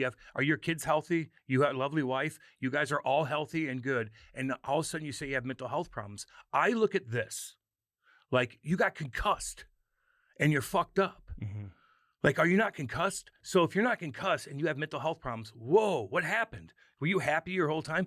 You could retire now and do nothing. Your kids will have generational money. Are you and everybody's healthy? I don't understand it. It's a weird thing. Money doesn't make everybody happy. I know, but it helps. And just because someone looks like they live a perfect life on the outside, you don't know what they're going through. That's what I'm saying. Is there something internal going on? So mental Obviously there is. He So- didn't play. But I know. So what is it? Is it just your brain? Here's my point. Did something happen to where it fucked your brain up? Or is it just a thing that your mom and dad were depressed when they got older, and all of a sudden you're sitting around, I could play, but I'm just like depressed. Mhm. Like, what is it? I'm curious about it. Mhm. This is such a new thing. It is. I'm just So curious you're on what's going saying, on. like, for a player to step away from his team Yes. at the most crucial time of the year Yes. as the captain of Thank the you. team Yes. is so unusual. Mm-hmm. Could depression or having a tough day, like not feeling good about yourself, be enough for a hockey player who has spent their entire livelihood being focused and being driven to win and to try to win Stanley Cups, and they basically walk away at that stage of the season? You can't quite understand Why that. Do you is- feel like Because he's, let me tell you something real quick, because I've been through all this and I was eating 100 painkillers a fucking day. And you know what helped me get out of that hole I created being myself? at the rink, You're damn right. getting out on the ice, competing? You're damn right. Do you feel like he turned his back on his team and the fans and the organization? I mean, Is that what it's you're hard saying? to look at it. and Is be that like- what you're saying? It's hard to look at him and be like, what do you mean? Don't we all have mental health problems? Fuck. My dad has mental health problems. He's barely getting by. I got to fucking pay for shit. Like, I get that. You know what I mean? Like, the guy down the street, his wife divorced him. He's got no fucking money. His kids hate him. He's got mental health problems. That's what it is. You're living large. I don't understand it. So I just want to know a little bit more. Mhm. I'm just curious. So I'm not chirping him. This would actually I'm be a just great curious. conversation if Pronger was in here, I know. because like he could maybe help us understand some of Is that. it I look at it, it's probably concussed. Because You're probably he concussed. was that guy who was living, We all did, though. you know, as a NHL superstar, but then I'd come in the locker room like this, has shaking. through his book, I think, has Shaking. talked about how things weren't always perfect as Well, they no, appeared. They never are. But Mhm. like, But could you imagine if in whoa. in another sport, like in the playoffs, if your starting quarterback just basically said, I meant to, I can't do it. I can't play. It's a fucking Super Bowl. Can't play. Well, what happened? Did you cheat on your wife or something? No. Did your kid sick and your mom die? Did what So happened? So nothing happened. Well, but then all something happened. Cam. well, that's and we don't know. And I don't know if okay. if the injury to Tage Thompson is none of our business, I would say this may not be any of our I'm just asking, business, dude. too. We're having a conversation again. I know you want to talk to yourself for 45 minutes, but my point is like, okay, if something happened, then that's what caused it. But if nothing happened and you have mental health, Why would what you is think nothing that? happened? Well, we have family issues. Yeah, then but- say we have I have personal issues I have to deal with. You said mental health, meaning like all of a sudden you're depressed. Like, what does that mean? How did that happen? But I think I remember Dylan Dubé. I want to talk about him too because he stepped aside and said he had mental health issues, only to find out that he was involved in that situation a few years later with the Canadian World Junior team There from you go. 2018. But that's not mental health. no, then. That's but, like no, a but, fucking no, but problem. I think that's what he said, right? You have a problem. And so maybe and listen, I got to give Dylan Come Dubé on. a shout out because this guy obviously went through that whole legal process, missed a lot of hockey, went over to the KHL to play. Now he's back in the American League, man, and he's helping that team win. He had 20 goals in 47 games, Yeah. and he's putting up points in the playoffs too. A lot of teams are taking notice. The problem is with some of these guys. That's why Carter Hart playing in Vegas was like the perfect spot for him. Oh, yeah. Even though the first couple of games, I think Oh. he, you know, Oh, that must have been tough. but They can't sign. I heard Winnipeg wanted to sign Dylan Dubé. And they knew they couldn't do it, Cam, because of the backlash and the heat that they would take, considering it was such a big story in Canada. But I think St. Louis, they gave him another opportunity, man, to go down there and just kind of hide a little bit, go play, get your game back up to speed. Now he's played so well that I think NHL teams are taking notice and they're going to have interest. I would imagine there's a plan in place from St. Louis. Whether he's here next year remains to be seen. That's fine. With the whole mental health thing, it's just so convoluted because this is not what you said. If 10 years ago something went down with your family, you're like, dude, I got to take a break. I got family issues. But now you say mental health, where it confuses people. It could be a number of things. But things. it confuses people. Because I look at it like all of a sudden, boom, I'm depressed today. Like, what happened? Ellio's healthy. Well, what happened? I don't know. How does John Cooper and the rest of his teammates? I mean, listen, I feel like, I don't know Victor Hedman personally, but something was out of his control that he couldn't play, dude. Yeah, well, I just want to... I don't think he would just, as the captain of the team... That's my point, then. Just completely just... Well, that's my point. Walk away from his teammates. That's my point. Something happened. So, anyway, all good. You just going to look at your phone? Or? No, I'm looking up something. Hedman related. I want to know. We're good. By the way, we got Connor Garland on this episode. He was fantastic. Cool as shit, man. What a cool cat. And you know what? I'll tell you this. And there's rumors about him maybe not being the greatest locker room guy. Talking to this guy for an hour and 15 minutes, like, anytime I've been doing this, we've had 400 of these interviews. We've interviewed so many people. We know everybody in St. Louis. We've hung out with different guys, different personalities. You always know when you hang out with a guy for over an hour, you kind of know where they're at. You understand their personality. You understand this guy's cool as fuck. Yeah. He seems cool as shit. Mm-hmm. I mean, he might be hard on some of the young guys, but I don't understand the rumors about him. I just think you never know. But I think it was such a disaster and such a mess. In Vancouver. Hell yeah. I mean, where JT Miller and Quinn Hughes leave, then this guy leaves. No shit. Right after signing a 6-year contract extension that doesn't even kick in until next year. Yeah. And he leaves. And, he wasn't having the greatest season this year. So a few people put some stuff out there. But I asked some people close to Vancouver too, like to the organization. Yeah. And I didn't get that read on him from anybody. Yeah, I know. That's why I wanted to get him on, dude. Like, he was the guy that I kind of targeted a while ago. I always liked his game. Yeah. Always played well against St. Louis. Undersized guy, but like found a way to really impact the game. He's fun to watch. Tough. And fights, hits. Small. So that's why I reached out, man. I was like, yeah, that was a good get. I was like, this guy would be a interesting guy to talk to. Yeah. Especially the way everything went down in Columbus too. Yeah, we go from Vancouver to Columbus. That's quite the change. And we get into all that stuff with him too. So. Yeah, I think people will enjoy that. Actually, Clayton Coward messaged me. He goes, "That's my guy right there." Oh, nice. So on Instagram. They're tight, man. They played a lot of golf together. I told Clayton recently that I want to get out there and play some golf with him. Actually, yeah, he would love that. Why are you knocking my golf game? Man, I can't. Am I not allowed to chirp you with your golf? I admit mine. Listen, but I know how to do it. What do you mean? I know how to play. Not really. You've never kept score.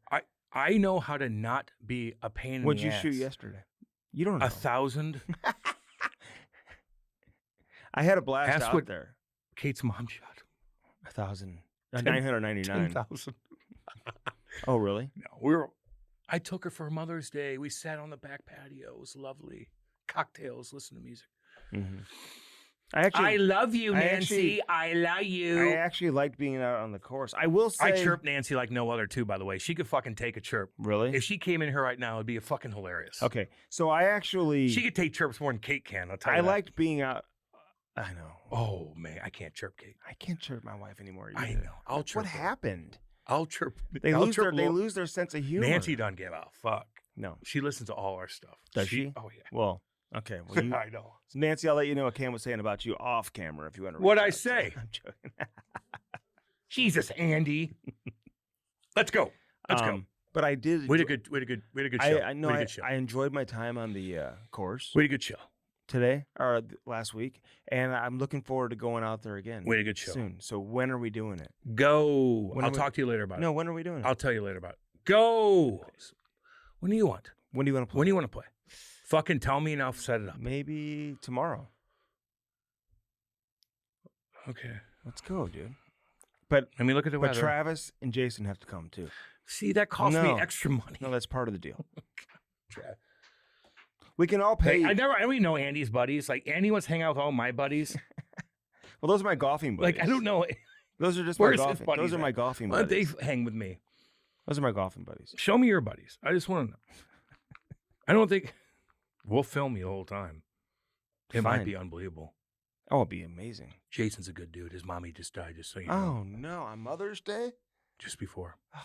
Okay. His well, mama just died. Love you. Lily, I love you, girly girl. What's up? Then I'm thinking. You're always about, sweet I'm to me. thinking about him I love right you, now. Jason. I love you, Shannon. I love you guys. I hope you were there for him. Yeah, I was there. Yes. The fuck do I look like? I had him at my house. I don't know about you. I did have him at my house, and we did party quite a bit. Just kind of just sitting there, just thinking. When? And a couple nights ago. Mhm. And I think he just really he was really bad at that night. I feel Oh, bad. I love you, no. Jason, Well, man. because I know. when you do a lot of different substances, Oh, fuck. We should have just it fucking chilled. It triggers I know, your man. emotions. I you love don't know you. that? I know. Shannon was not happy with me. She was not happy with me. Shannon was not. What'd she say to you? I just had him. He wanted to come on. We hung out. Did I just she was. yell We're at- fucking did listening she to yell Pink at you? Floyd with our shirt. my God! We were listening to Pink Floyd with our shirts off on the back deck by ourselves. I cooked food. We had fucking cocktails. I just wanted to hang. Men don't need anything. We didn't even talk for 2 hours straight, just jamming. That's what we do. Okay.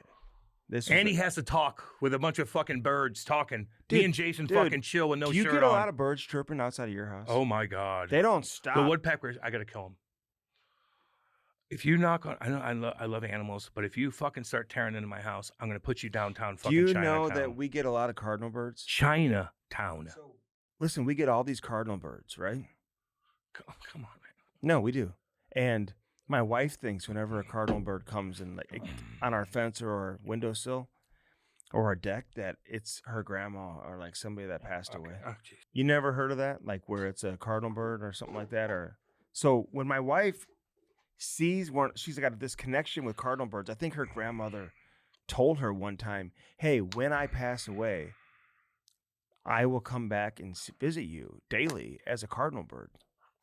And so my wife, when we get these cardinal birds, it comes all the time, dude. And she's convinced that it's like a spiritual message that she's getting from some deceased relatives, dude. You never heard of Which anything one? like that? There's a multiple. There's a couple different Oh, they're ones. all cardinals. Yeah, we get this cardinal bird, dude. Isn't that amazing? I have a little wind chime of my mom in my backyard and a little stone in my backyard, my mom. And anytime that wind chime goes on, I feel like it's her talking to me, so I can't chirp too much. Okay, jeez. Okay, so now it's But, now like, you it's bring up, no, but no one now gives it's a fuck. okay for No, the it's- wind it's all- chime, but I it's wouldn't not even okay. bring it up. The cardinal bird is not okay, but the wind No, chime. the cardinal bird's sitting on your fucking deck, It could be your mom coming to visit me. and she's shitting on your deck. So tell her to fucking stop doing that. I'd rather be a wind chime and just chime away a little bit. Don't shit on my They're deck. not shitting on my deck. Yeah, they are. No, they're they're shitting not. everywhere. They're birds. They shit. They're cardinal birds. Cardinals. Connor Garland. They're getting their fucking cars broken into. Say Garland. Garland. The con dog. One N. Andy was trying to goddamn talk fucking sharks with him right off the bat. I'm like, oh, yeah. Dude, he loves sharks. Anytime anybody's on the East Coast, he's like, I went to fucking Boston. Like, no, Cape, stop it. The Cape, dude. Stop it. The Cape. Stop it now. Do you know that? Stop it now. Do you know that? Well, I saw lots of sharks actually in Cape. You couldn't even go in the water there. A couple of the beaches. They have It's a rip current. people That's gonna like get you. losing It's arms and legs no, and shit. it's a rip current that's going to get you. Sharks kill what fucking 3 people a year. It was Phil Knight, by the way, who donated $2 billion to cancer from Nike. So that's a hell of a gift. I don't know what that means. I just don't. Do you think he wrote a check for $2 billion? He might have. That's a lot of money. You got a lot of money. You $2 get tax billion? right off on that. I don't know. Let's I mean, go. $2 billion. Camera Strip Now. Podcast brings you, or is brought to you by Stiefel, where success meets success. I love Stiefel. Hell yeah, we all do. Everybody in St. Louis loves Stiefel. Everybody anywhere that uses Stiefel loves Stiefel. They save you money. They make you money. That's what they do. Some bitch. Did you tell Laurie that you liked Happy Mother's Day yesterday? Yeah, I liked her stuff. Okay. I liked her stuff and Good, Chloe's making stuff. sure. Oh, Chloe too. Are you following her soccer account? Yes. Yeah, she had a good practice the other day. I watched every second of it. Practice. Oh, it's training session. Yeah. Yeah. It's practice. Yeah, she put that It's up. called practice. She's doing her own Oh. thing. Yeah. She's old enough to do that. I She's know. going to have her license soon. Yeah. We're going through colleges now, which is just kind of crazy. Oh, jeez. This is going to make me depressed. Oh, my God. Anytime Mandy has a financial She's situation, only a freshman. it directly affects me. Oh, shit. Oh, God. I'll be Steve-o, going to call baby. at fucking 12 and get more sponsors. Oh, my God. Please do. Put you to work, boy. Firstform.com/Cam and Strick. Use our link and use it today. I got some of that clear protein and go home and break my fast with it. Man, you haven't eaten all day, have you? No, not yet. Do you think the clear protein is like something you would do like in replace of it? Like, do you have to work out then take it? Or how would you? You could do both. You can get up Okay. and have a protein shake in the morning. I Like love you don't have to fat. You just have a good, healthy Yeah, stuff. I know. Put blueberries in there and stuff like that. Yeah. Eat some avocado and some kiwi. You know, I was reading about how blueberries back in the day, and you probably remember this too when you were kids, or when you were a kid, when I was a kid. Remember how tiny the blueberries were? And now look how big they are. You go to the grocery store, you get some blueberries. They're these big monsters. So they've been like created in a lab, which is a lot more sugar in these blueberries compared to the blueberries we had when we were young. I'm not worried about blueberries, dude. Like I'm just saying. I'm just not worried about I'm just telling Of you. all the fucking fruit and of all the food that we have to deal with all Yeah. this bullshit going on, blueberries are not my fucking Okay, problem. so- I don't know. Like, get going. First Form has a new power bar. Peanut butter chocolate chip. I wish we would have brought one Oh, today. goddamn. Oh, my God, Cam. It's the greatest thing I've ever had. Chocolate chip peanut, Peanut butter chocolate chip. Some bitch. Power bar. Some bitch. The little square ones. You getting horny? 15 grams in each one. I could eat 3 or 4 of them at a sitting, dude. Oh, boy. They're so damn good. You'll be a walking boner. Oh, my God. I'm just saying. It's all good. Yeah, I know. It's healthy for you. Say hi to Nikki. Hey, Nikki, I love you, buddy. Tell Chrissy happy Mother's Day. I love Firstform.com. you. Get the vitamins. Get everything you need. Firstform.com. I saw Sal golfing yesterday. Oh, did Hell you? yeah, You Sal. talked to him? Yeah, what's up, You baby? say hi?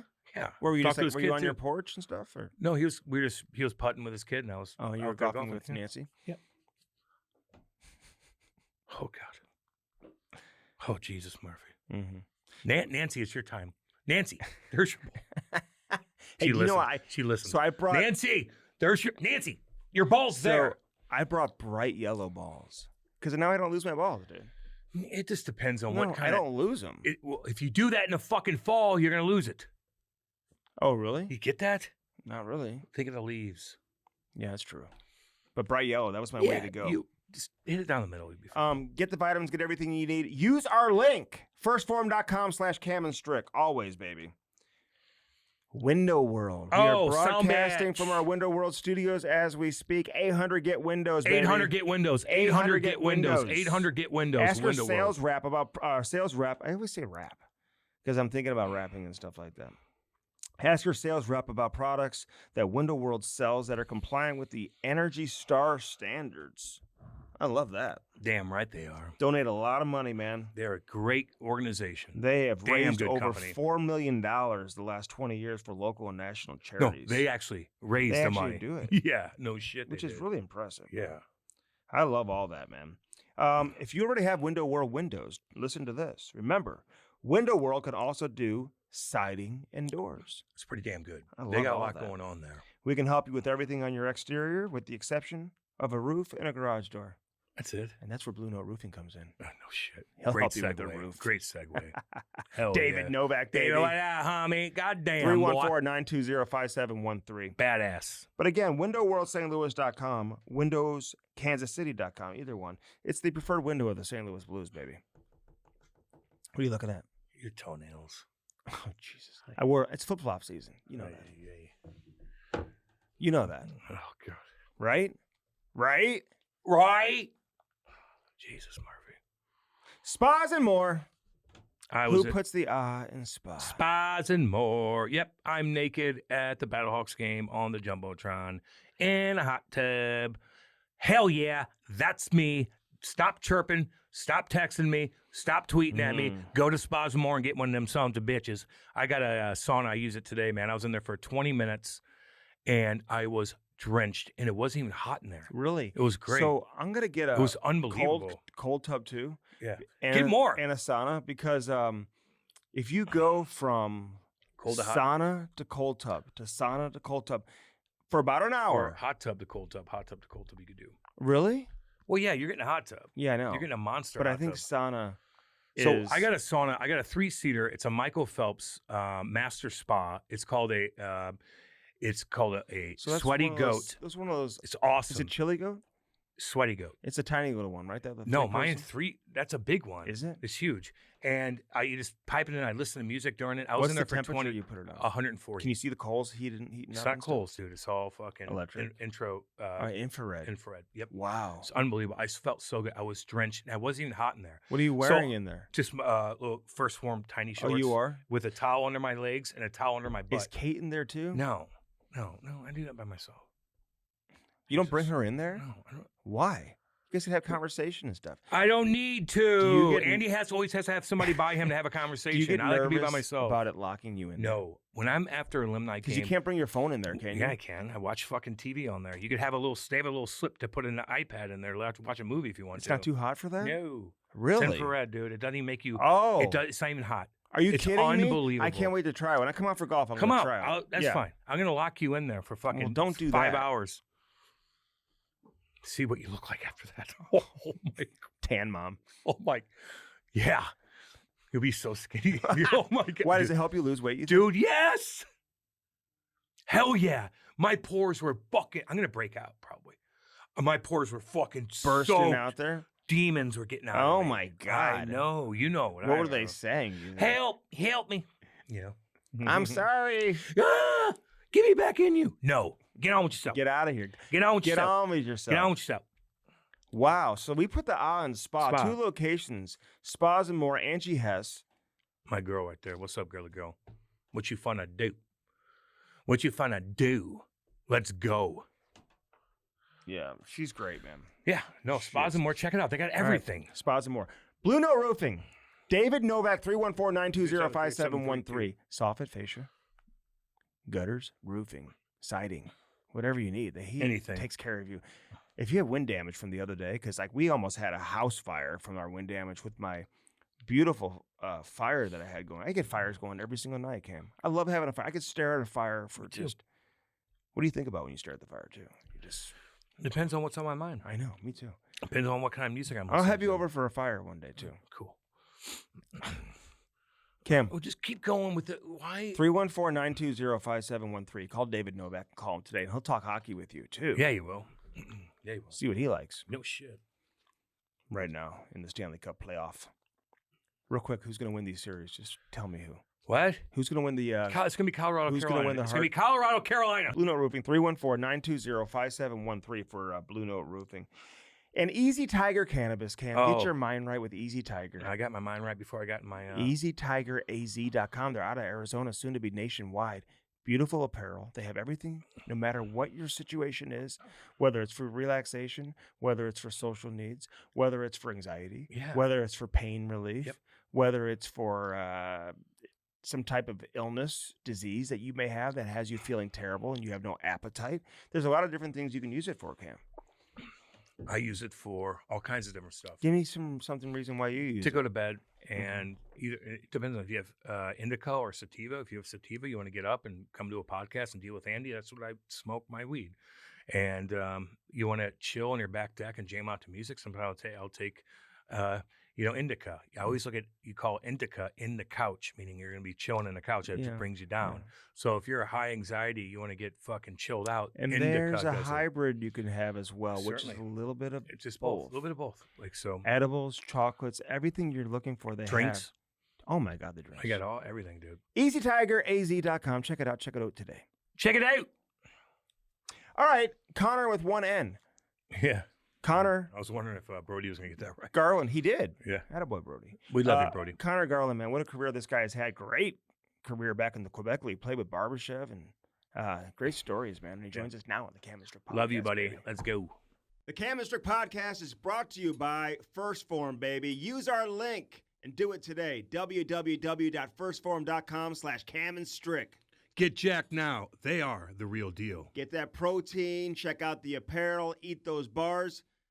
and drink those energy drinks. Firstforum.com/Cam and Strick. Yeah. Now on to the interview. Did you skate today or no? No, I'm gonna actually get back out there tomorrow. It's just like the first time I've taken a break in my life, so it's been a little nice. What's that like? You've never taken a break. I mean, I've read about that. I've heard that about you too, man. You're on the ice all the time. Yeah, I do enjoy it. I mean, when we lost the game 7, I was on like 3 days later, and this year I just felt a little gas. So I think it's been almost 2.5 weeks. So Dude. the first couple of days were tough, like, but now I'm kind of getting used to it, unfortunately. Take a break. Chill. You got sometimes you fucking skate hard, dude. You skate hard, man. Like, just chill out a little And you bit. play hard. You play hard, dude. God damn. I was in Chatham, by the way. That's where I was. Okay. That's more like shark territory. Dude, I hear you're all about the sharks. We got to talk some sharks. Right. Is that a shark on your shirt right now? No, it's a puma. It's a puma. Oh, it's a puma. It's a puma, my yeah. I don't golf have my ball over. And he doesn't know the difference. Trust me. I don't have my glasses on, but I hear you're into sharks, dude. I know. I see if I can flip my phone. When we were on the You Cape, can see that is all sharks up there. oh yeah, Oh hell and yeah, then, baby. And then that's Jaws over there. Dude, I want a megalodon tooth. I want to go look for a megalodon tooth. I got one of those. My sister got it for me. Rare. Yeah, Hawaii. She was on vacation. She find it? They sell them. They sell a few of them. Yeah. Yeah, hell yeah. She's like, just Venmo me, I'll get it. Oh, that's awesome. So when we were on the Cape, honestly, we couldn't even go in the water like the majority of days we were there because it was like heavy shark season. Have you seen one in the water? Have you ever had like a up close encounter? No, I've because I grew up loving them. I always knew they were out there, so I just never ever went in. You have that fear, that unreasonable fear. But now it's a kind of a serious thing. Yeah, I know somebody got eaten last summer, maybe 2 summers ago. So now on the beaches there, they have like all instructions on like if you get bitten, how to deal with it, and now they actually don't let people go in some days. So it's 3 feet it's of just water. the water. Yeah, 3 feet of water. That's what they most get common you, baby. spot. Really? baby. You know the person that got eaten or no? No. I just know where it happened, and I think it was just he just took too much of his leg and he just bled out. Hell yeah, bled out, baby. Did you hear about that alligator, the other crocodile the other day? They had to airlift the crocodile and they found a human body inside the crocodile. Well, they've been recording the crocodile with drones, Yes. and this thing was a killer.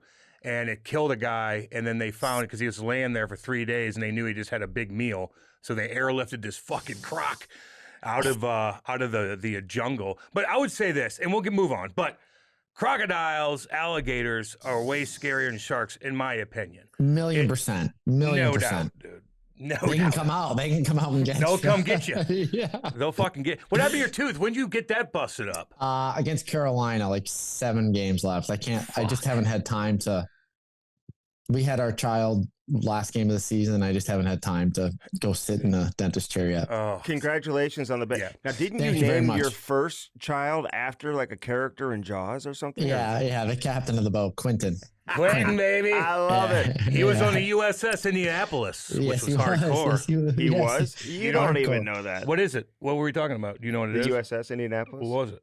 That was a big ass boat, dude. Big ship. It They was the delivered the scariest thing. bomb. The scariest thing ever. That's a true story right there, baby. Yes. Damn. Yeah. They delivered parts of the bomb for Nagasaki, and then they got hit with a torpedo, and they all went in the water, and about 700 got eaten by sharks. Eaten by I knew sharks. you were interesting, dude. I knew it. Hell I yeah. just knew it right off the bat. That's a watching good. you play. That's a good book. That's a good movie too. Scary. Are you a Scary. reader? Do you have like a book club like the San I Jose don't Sharks have a book. What? I don't have a book club. The yeah. Sharks, the San Jose Sharks, they started a book club. Celebrini and Smith. Kate's in a book club in our neighborhood. They invite me. I go, fuck no. I'm not in a book club. You No. should start one No. over there in Columbus. No, we talk about like documentaries. Everybody falls asleep to like YouTube videos, and we all just, it's the same thing everybody does, like a podcast. Everybody's like, listen to this podcast, and then they just fall asleep to it. I know. Man, oh man. It's got to be nice to be a player. Honestly, like you don't have to like worry about anything. You just watch whatever you want. You can just go to sleep doing whatever you want. You have your own schedule. You can like give time to like take your brain to other places, man. And I love the fact that you do that. How's Columbus? Columbus is awesome. Columbus reminds me a lot of my hometown, which is a big change of pace from where I came, but it's quiet. And I played with Warinsky at Worlds, and I remember him speaking about it on the bus and how highly he thought of the city and their guys and everything. And when I heard it was, Columbus was one of the couple teams on the trade deadline day, I was very excited. So me and my wife and my family were thrilled because we're an hour and a half away. Is the little guy that was just born? Is he saying he's thrilled already? Is he telling you that already? No, we love Columbus. Get out of Vancouver. Get out of there. It's a lot of drama. He was born there. He was born in Columbus. Our baby girl was born here in Boston, but our boy was born in Vancouver. So he loved Vancouver. We loved walking on the seawall. Tim, he was a big Finn fan, but he came to Columbus to visit, and he loved it. He was walking around the rink in the room, met some of the guys. So he loves hockey already. So it's just nice for him to be close to my mother and father, who were here most of the summer. Yeah. My son played for the Junior Bruins a couple years ago too, man. So we got that in common. The Master Brothers? Yeah, Mark Masters. Or not, Chris and Pete. Chris and Pete. Yeah, they were my coaches. Yeah, I played for them. Yeah, they're the best. They've been around forever, huh? Ever. Great organization. Since I was maybe on one of their first few teams when I was like 5 or 6 in the Montreal Meltdown. So, and then I played for them in juniors. So it's, and they're still going. 5 or 6. You started early, man. Very, very well, now it's the regular time for Cam. Cam started after that. Way like fucking 11, but like 5. Is that when you started? Like what? 3, 4? You started getting your parents get you into it. Yeah, my dad played in the minors. Yeah, right. So I was on, pretty young and playing 4 for like organized teams, and then I felt like I was just always been playing. Yeah, dominating. Were you dominant? Did you pick up right away? Till like Bantams, and then I didn't grow. Everybody else grew, and then it got a little different. So it took me a few years of struggling. But when I was young, I was pretty good when I was, when size didn't matter. So once they started hitting, you're like, oh boy, these big guys are leaning up against you. Where you're like, okay, I got to start working out more, eat more. Like what? Yeah, it's good. I think it was more the speed. I just hadn't hit puberty, so everybody was just flying, and I was just like a small. Now I'm slow and small and not as strong. So, but when I got about 16 is when I kind of started getting going. And then I didn't finish growing until 18. My like 3rd year in junior is when I finally kind of like hit my peak. Yeah, I love it, man. You're scrappy too. You are, you don't take shit from anybody. No. So you've got that mentality. Where's that come from? Well, my father was in the minors. He was a fighter. He played in the coast, played in the IHL, and he wasn't overly skilled, but he's a hard worker. He still is. He's a roofer now, and he was a fighter. So he just he did anything to survive, and I think I got a little bit of that, but obviously not the abilities he had when he could fight. Are your parents still working, both of them? Yeah, my mother works for the T. Anyone from Boston knows what that is. The trains here, MBTA, and then my father owns a roofing company. So do they know that you signed those 2 big tickets? Yeah. You haven't told them. Condog. They're getting up at 4 in the morning every day. He's on a roof. Why didn't you tell me? Yeah, roofing in July. He won't stop. But no, my mother. I want my mom to retire more than anything because she's so helpful with the kids and everything. But she's got a couple more years left. Hey, listen, Keith Tkachuk was like that too. Like when he was playing, and he was like one of the highest paid players ever. And his dad still was like a captain of the fire department. His mom still worked down like at the lobster, like at the fishery, where the lobster is. So I mean, like man, once you got that hardcore, work ethic inside of you, what else are you gonna do, man? I mean, they're workers, watch the right? Kids. Yeah, watch the kids, which some would say might be a little harder. Maybe not roofing, but it is a challenge right now.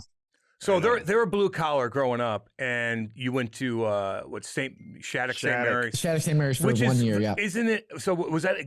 How much is that? Like, is that? I mean, did you get a scholarship there? Like, how does that go now? It's like $80,000. And then like $80,000? I know a kid that's going there next year, and we have a couple of kids who were there this past year from St. Louis, man. I mean, it's not cheap, but they're getting some scholarship and money. that's what I asked them too. A couple guys we know, and they're like, dude, it's fucking $80,000. I'm like, ooh.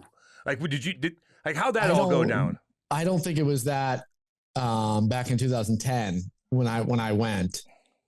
I would have assumed we had gotten a scholarship, but I don't think it was anywhere near 80 grand. Dude, they're giving you a scholarship.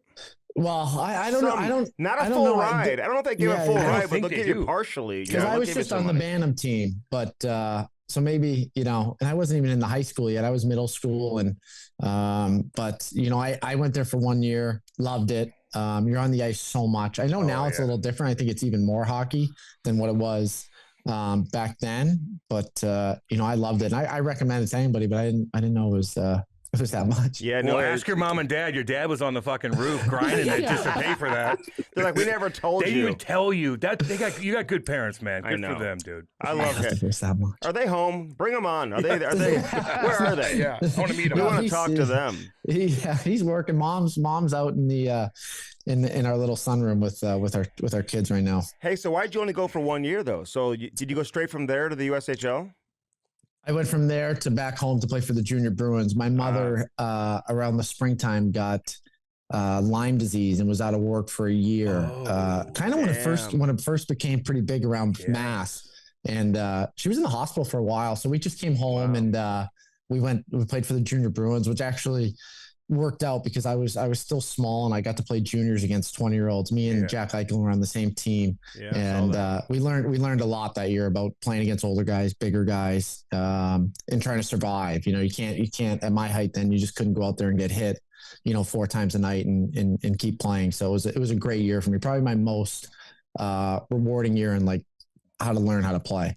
Yeah, because I think the stats that I saw, it must not have shown your complete, because it showed you only played like 2 or 3 games, and Eichel played 3 games. So that was the EJ, yeah. That was so that's the league above. That was like basically a little under the USHL. We were a league below the EJ.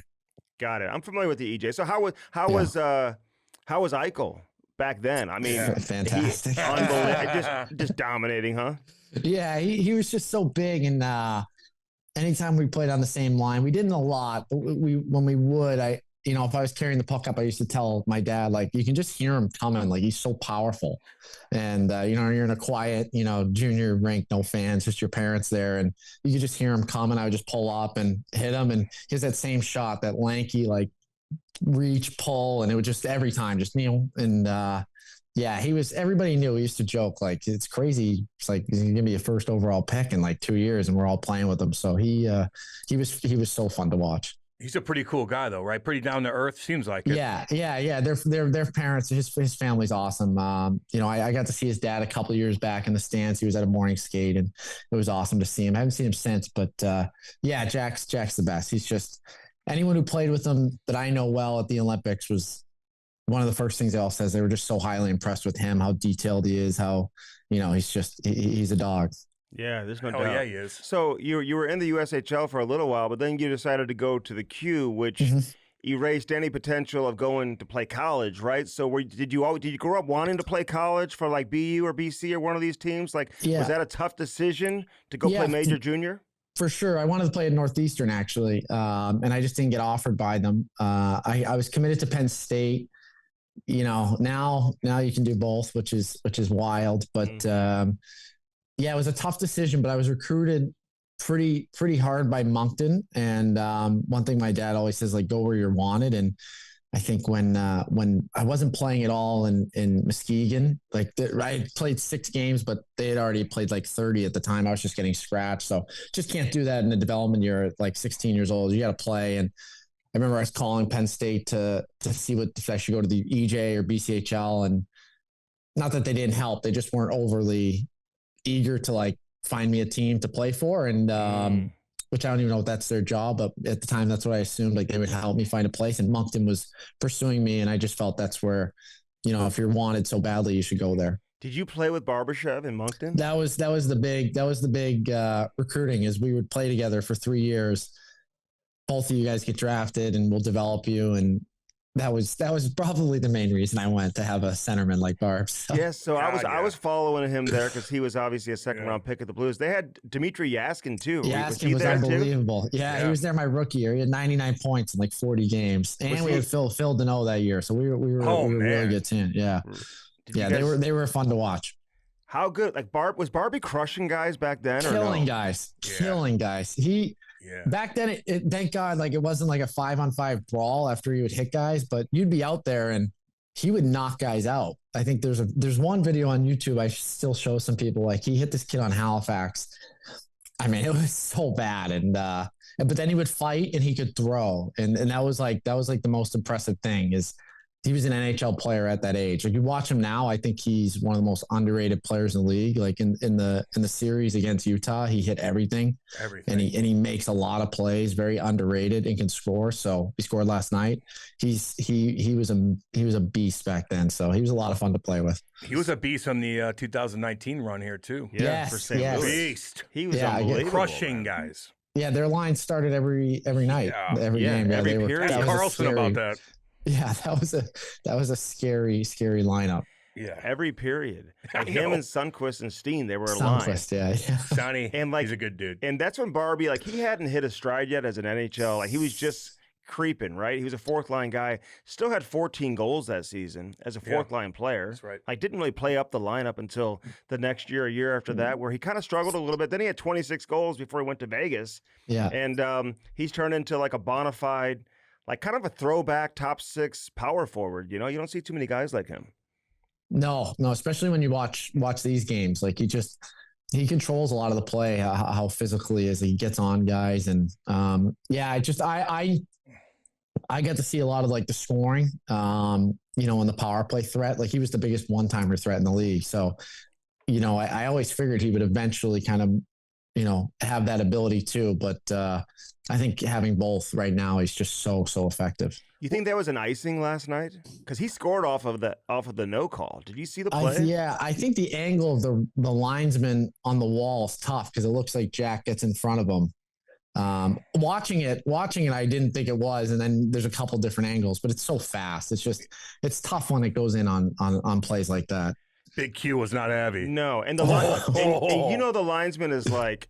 Right after that is like, please don't score. Exactly right. You know what I mean? Right. Please don't score. Yeah. So this is like brought up, and now all of a sudden I'm under the gun, and there's controversy. No referee ever wants to be involved in like a controversy or a linesman. So can I ask you something though? Like you played for 3 different organizations now. Like when you were in Arizona. Like, do you look back on it like, God dang, like things weren't great. Obviously, they weren't great. You had talk and all that stuff. But like, do you look back on how everything was kind of ran? Did you know it was coming to an end at that point? Like, what was your take on your experience down there? No, I think I was so young, and I was so grateful to be in the league for I think I did 2.5 years there. And, to be honest, my last year there was the COVID season, the 56 game schedule. And then the year prior was the year it got shut down and we're in the bubble. So that was more of like the distraction of like, well, we can't leave our hotel. Yeah. We're doing this, like we're walking around with masks everywhere. So that was where your, distraction thoughts were. But you know what? Tucson, when I was there, was run so well. Mike Van Ryan was my head coach. Yeah. He was unbelievable. Steve Sullivan was our GM, unbelievable. Steve Potvin, John Slay. So we had like a first class organization down there. And when I went up, I didn't ever think anything was, awry. I thought it was awesome place to play, great city. And like I said, when COVID happened, it was just kind of, that was all the talk was. So I think when I left is when a lot of stuff started to turn into, they went to the small rink. They didn't really have everything they needed. So, but I just hope they go back one day because that's a city that is great to play in. You played the Blues 8 times. Oh my God, well, Andy, yeah, remember? But they dominated. You killed them. 21 points against. You beat them every single game. You played them every day. No, it was like it was like a 2-team league. It was Arizona and St. Louis. Exactly. Who you playing tonight? Who you playing tonight? Coyotes again. Arizona. Who you playing tomorrow night? Arizona. we landed in St. Louis and we were supposed to go 2 games St. Louis, 2 games Colorado, 2 games Minnesota. Colorado and Minnesota both had gotten COVID, so they were shut down. So we got the call that we were just going to stay in St. Louis for the 10 days and play 4 games. So we were like days off in the St. Louis hotel, like setting up like holes to like play golf or play like these ping pong matches. I'd be drenched in sweat. We were so bored, and then we flew home and played them 3 more in Arizona. So it was like 2 weeks of just we had a playoff series against St. Louis in like, December. It was crazy. Keller should have taken you over to his house. I think he's got like a sport court or something over there to play on. I think we had his buddies like dropping DoorDashes off at our hotel at this Italian restaurant he liked, because he was like, we can't eat at the hotel anymore. So like we were like, some friends were just dropping like chicken parms off. It was a wild 2 weeks, but that was a lot of fun. Yeah, you were a handful, man. But you that line, you guys just had a lot of success against St. Louis. How was Tocchet for you? The best. Yeah, he's. I had him very young, and I was like an undisciplined player. I didn't understand the systems. Just kind of a scorer from junior who'd come up and try to score, and that's how I stayed in the lineup. And then as I was getting older, he was just got really good at teaching me the system, understanding you have to play both sides to win. And by my last year with him in Vancouver, I was, on the shutdown line and PK. So we still laugh about it now, but he was just unbelievable and such a good man. And any player who's played for him just loves playing for him. I feel like he'd love you, man. Yeah, your numbers in the Quebec League, like, dude, you're like unbelievable. Did you lead the league in scoring 2 years in a row? Is that what you did? Yeah, but that second year didn't help me a whole lot, like learning the game, because it was just, I was just producing and like not playing D and not back checking and not understanding like there's other ways to win than just having like 3 assists on the power play. So I had to learn all that in pro, and Talk was very, very, very good for that. Like did a lot of video, if I made a mistake, like, if you make it once, he's fine with it. But if I'm doing it again, it's like, what are we doing? So that was, I was very lucky to have him as a coach at both times in my career. Well, he's like, you're not a 17-minute player. And you're like, correct. And you're like, that God was dang the it. all-timer. Sometimes you need to get a smack in the face a little bit, baby. You're not. You Yeah. can be, but you're not. Yeah. That was like day 2 or 3 at training camp, and that was an all-time.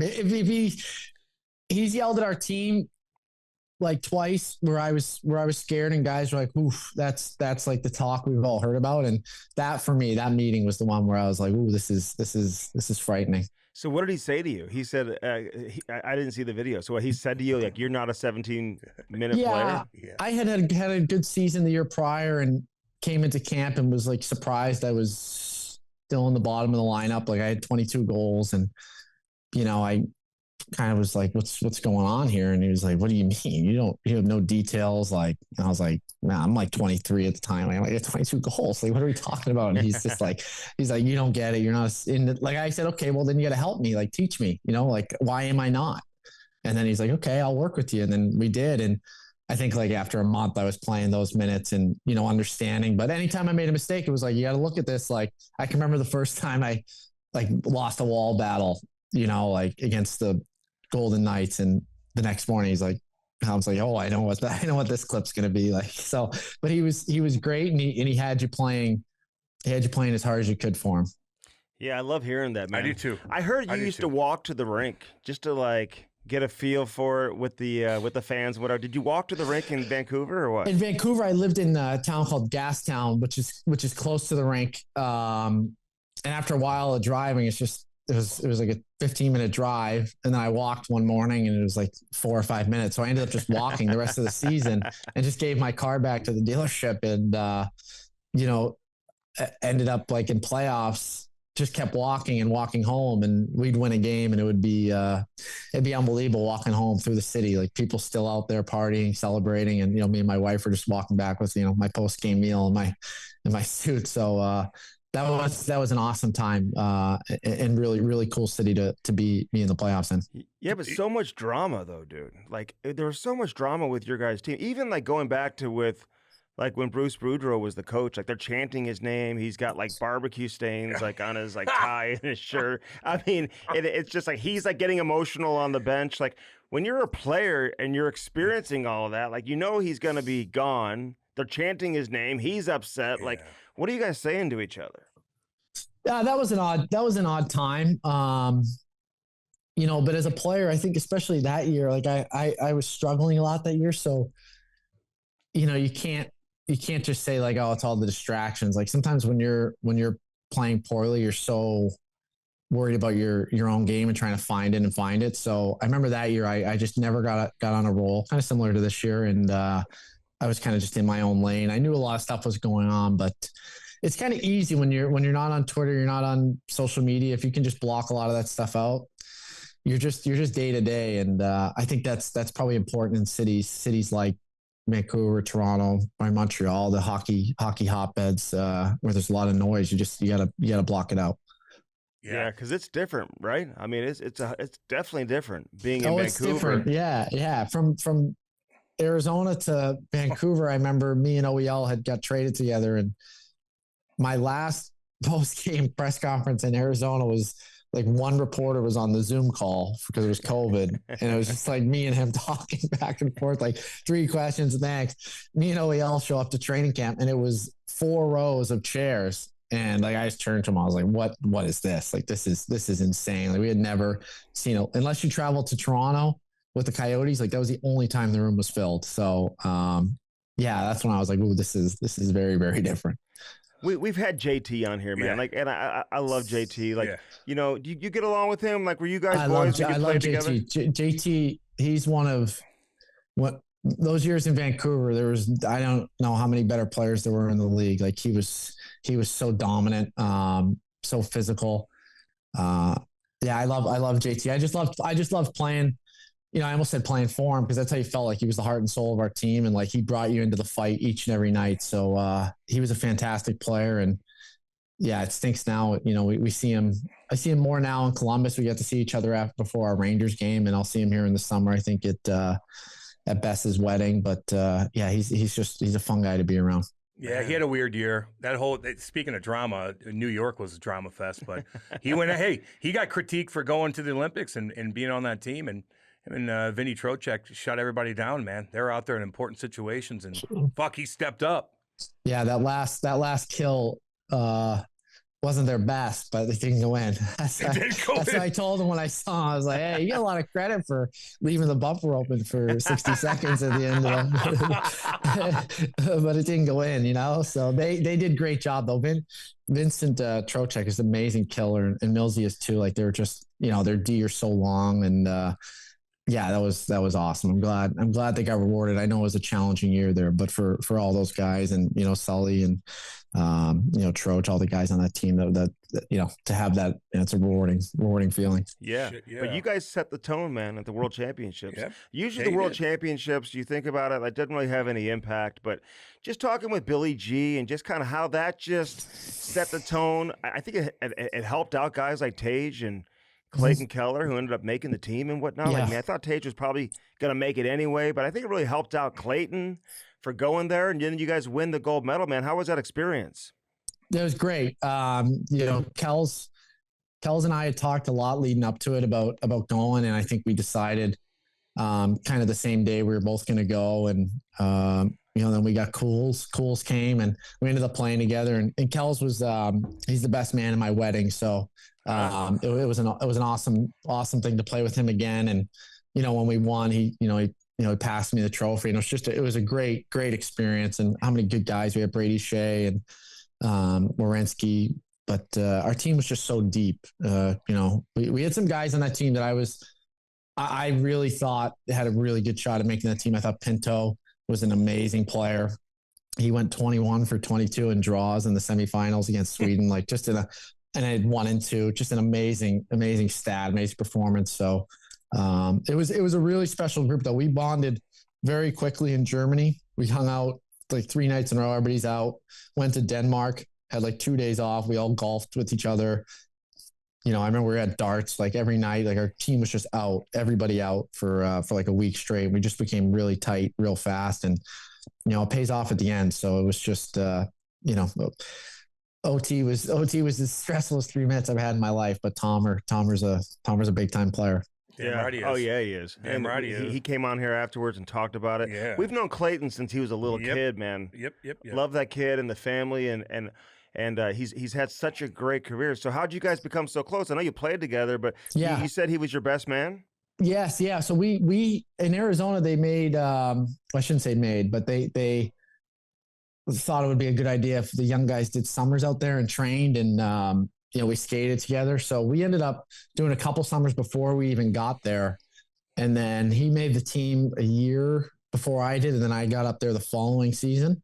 And then right away, he took such good care of me. He's like 3 years younger than me, but like was bringing me out to dinner every night when I first got called up. And, we just hung out every day and made me feel really comfortable when I first got called up. And so we were pretty tight from day one, training, development camps all the way through. So, I still go out and see him every summer and, to have another, as we're older now, to play together again for a full month. And, I was telling my wife, it was like everyone's on the bus was like, the young guys were paired together and all the old guys were together. Like me and him were in the back, like in our own seats, like sitting together. Only other two doubled up besides like the 4 college kids. I was like, it was just like we were like when we were 20 in Arizona.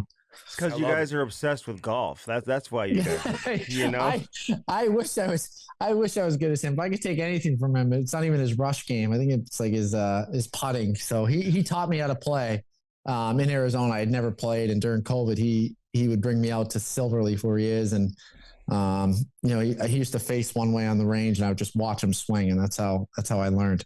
Really? Are you pretty good now? Cause like you'll give us no. hope. No, if I say I'm good, there will be a lot of texts from guys from Arizona saying, making fun of me. I'm not good. We'll be sure to post I go that. There, it's We're gonna do some AI and make you say that you said you were good at golf. Just so we get a reaction. Your buddies on you. Yeah. Exactly. I love it. Hey, so in Vancouver though, like the whole Peterson versus Pedersen versus Miller, was that overblown? Like you lived through it. Like how would you define that time period? Did one of the two have to go? Is that basically the way it was? I don't know. I'd say overblown. I enjoyed both of them. They're both great players. I mean, we my first year there, we missed the playoffs by like 2 points. I didn't hear much of it. And then like when you struggle as a team, like you hear a lot about it. And, we went to game 7 against the Oilers and lose 3-2. And, you didn't hear much about it that year. And then, you struggle and you hear about it again. So, I mean, I don't know. It's just, there's a lot of noise there. And, like I said, I just try to go about my business. And, my biggest regret is we just didn't, go far enough with that group because that was a really talented group. And, you lose to Edmonton, 2 best players in the league in a game 7 and, a couple bounces go your way that night. And can be a lot different, where we are right now. I watch Quinn Hughes, dude. This guy. Now you got Werenski. I know you said you played with him in the Worlds and now you had a chance to, play with him for a few weeks in Columbus. Like, we'll get into Werenski, but Quinn Hughes, like, what's his deal? Is this guy even real? Like the way that he just gets around the ice, him and McCarr going toe to toe. It's like pretty cool unbelievable matchup, man. I mean, what should we know about Hughes just in terms of how special he is? I think the biggest compliment is just how dedicated to his craft he is, how hard he works in the summer. He identifies like things he needs to get better at or wants to get better at and does them and does them religiously. So I went out and trained with him 2 summers ago and it's crazy to watch how he eats, how hard he is on the ice in July. And it's very impressive. It's not a mistake when you watch him around this time of year and why he does so well. It's a lot of hard work and his dedication to his craft. But like everybody works hard, right? I mean, what is he eating exactly? Like, is he counting his fucking calories? Like, whoop, where you're at the restaurant, and you're like, oh God, come on. Getting Meals on Wheels delivered. He's like, asking what's he doing? questions about every food item. Like, is he that strict? I would just say there's no, like I'd like to say, like I try to eat well, but like you have slip ups and you have a cheat day or you do. Like I think he's just very, consistent. He's very, detailed. I just think he's, I'm trying to think of a better word, but it's just how he is. And I know everybody does work hard, but I just find his purpose and his identifying discipline. Thank you. That's the word I was looking for. Identifying what he needs to get better at is most impressive. remember, I think he was talking about he needs to score more goals and he was working at it and then all of a sudden he has like 14 or, whatever he had that year. It's very, very impressive on how he identifies what he needs to get better at or wants to.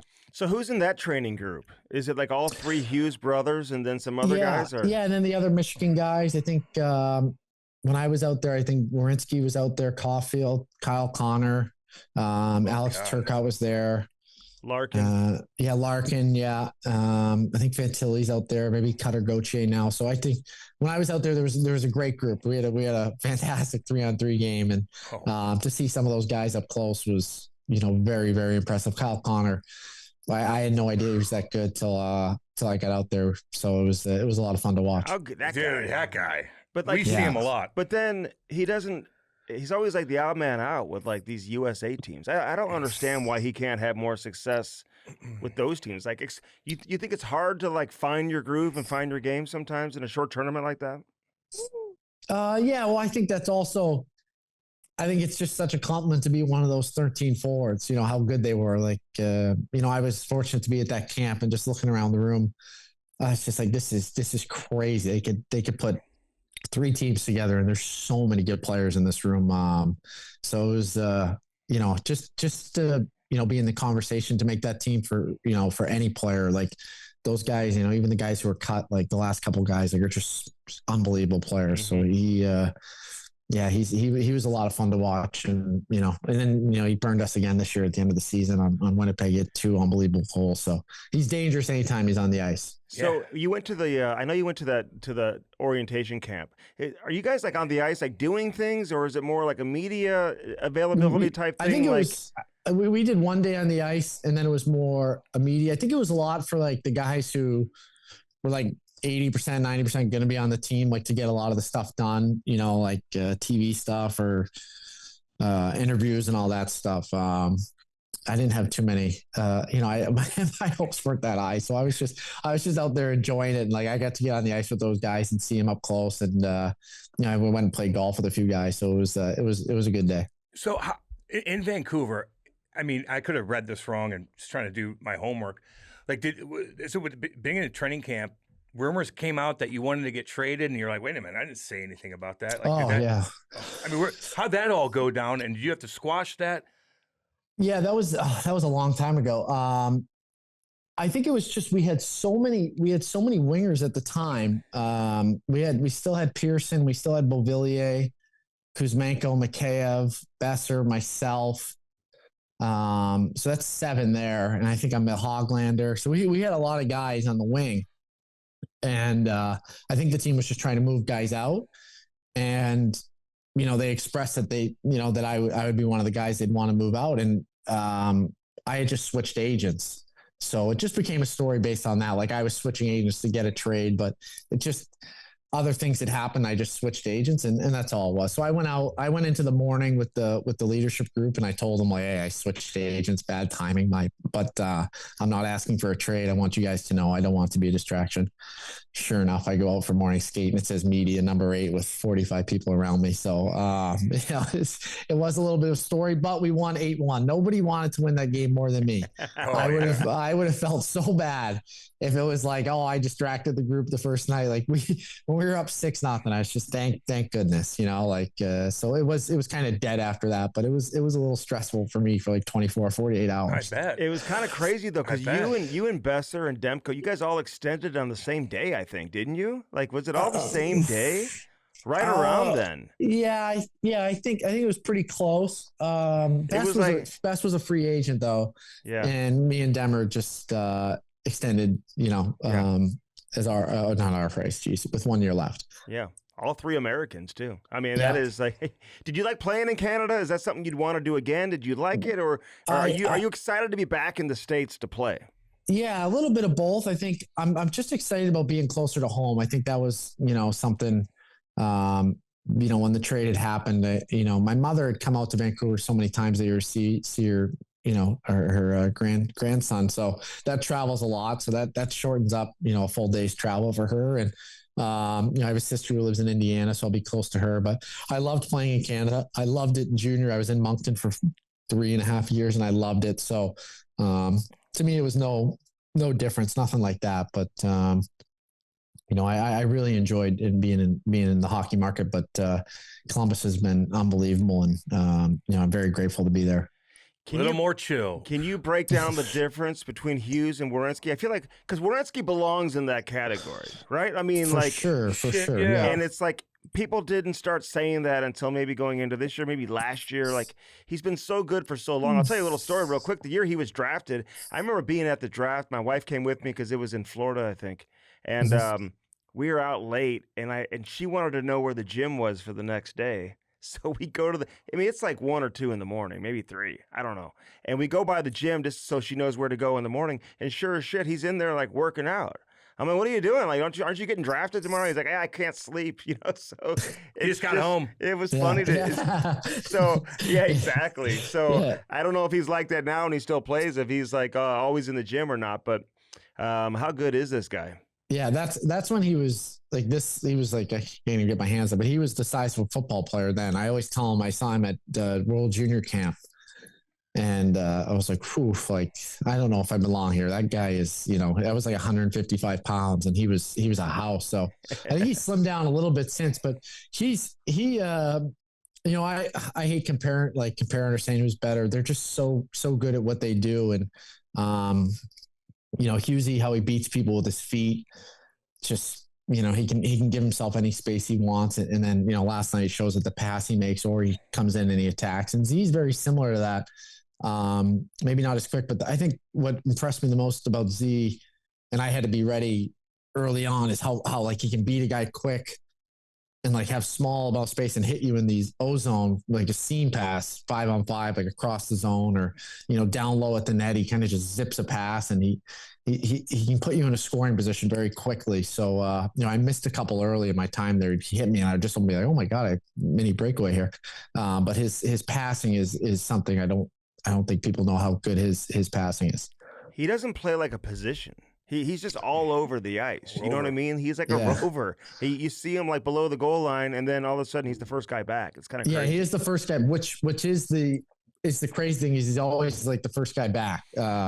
And I noticed that at the World Championships, and maybe it was the finals. I was like, oh man, like where's our D? I'm looking because it's 0-0 late in the third, and he's like, where's our in the D? slot. And then all of a sudden they got a rush, and he just came back and just played it and like surfed the guy and stripped him. I was like, well, that's I was in the West my whole career up to that point. I was like, oh, that's why he's talked about the way he is. I was like, I've never seen that before. Just came back and I'll take this from you, thanks. And I know. Yeah, I've been fortunate to be able to play with both those guys. They're and I'll have to. I'll know I don't want to be going out at the blue line too fast when I play Minnesota next year. Well, Andy and I we're rooting for you guys, man. Like watching you guys play, and you guys you're creeping. We had Olivier on. We had Olivier on. I love him. I know you play with him too. Tough ass son of a bitch. Yeah. But like, what happened? What happened? What was the breakdown all about?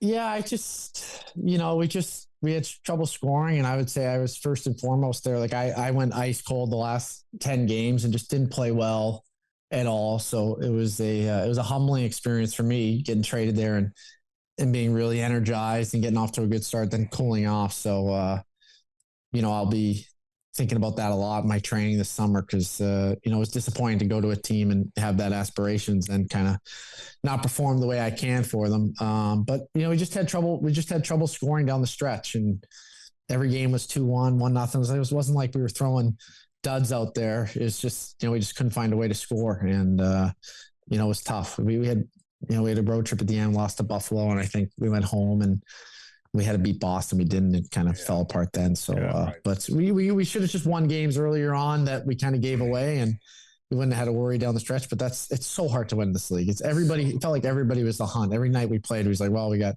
Philly, then tomorrow night you're Boston, then Detroit. It's like you're playing against everybody's Game 7. So it was hard to win. I know, man. You got off to such a hot start. Don Waddell's doing like interviews. He's like, yeah, I told you what we were getting. This guy's like scoring every single night. Yeah. But dude, you don't normally see guys sign a 6-year extension then get traded. Like that's highly unusual. Like, were you shocked or were you expecting it?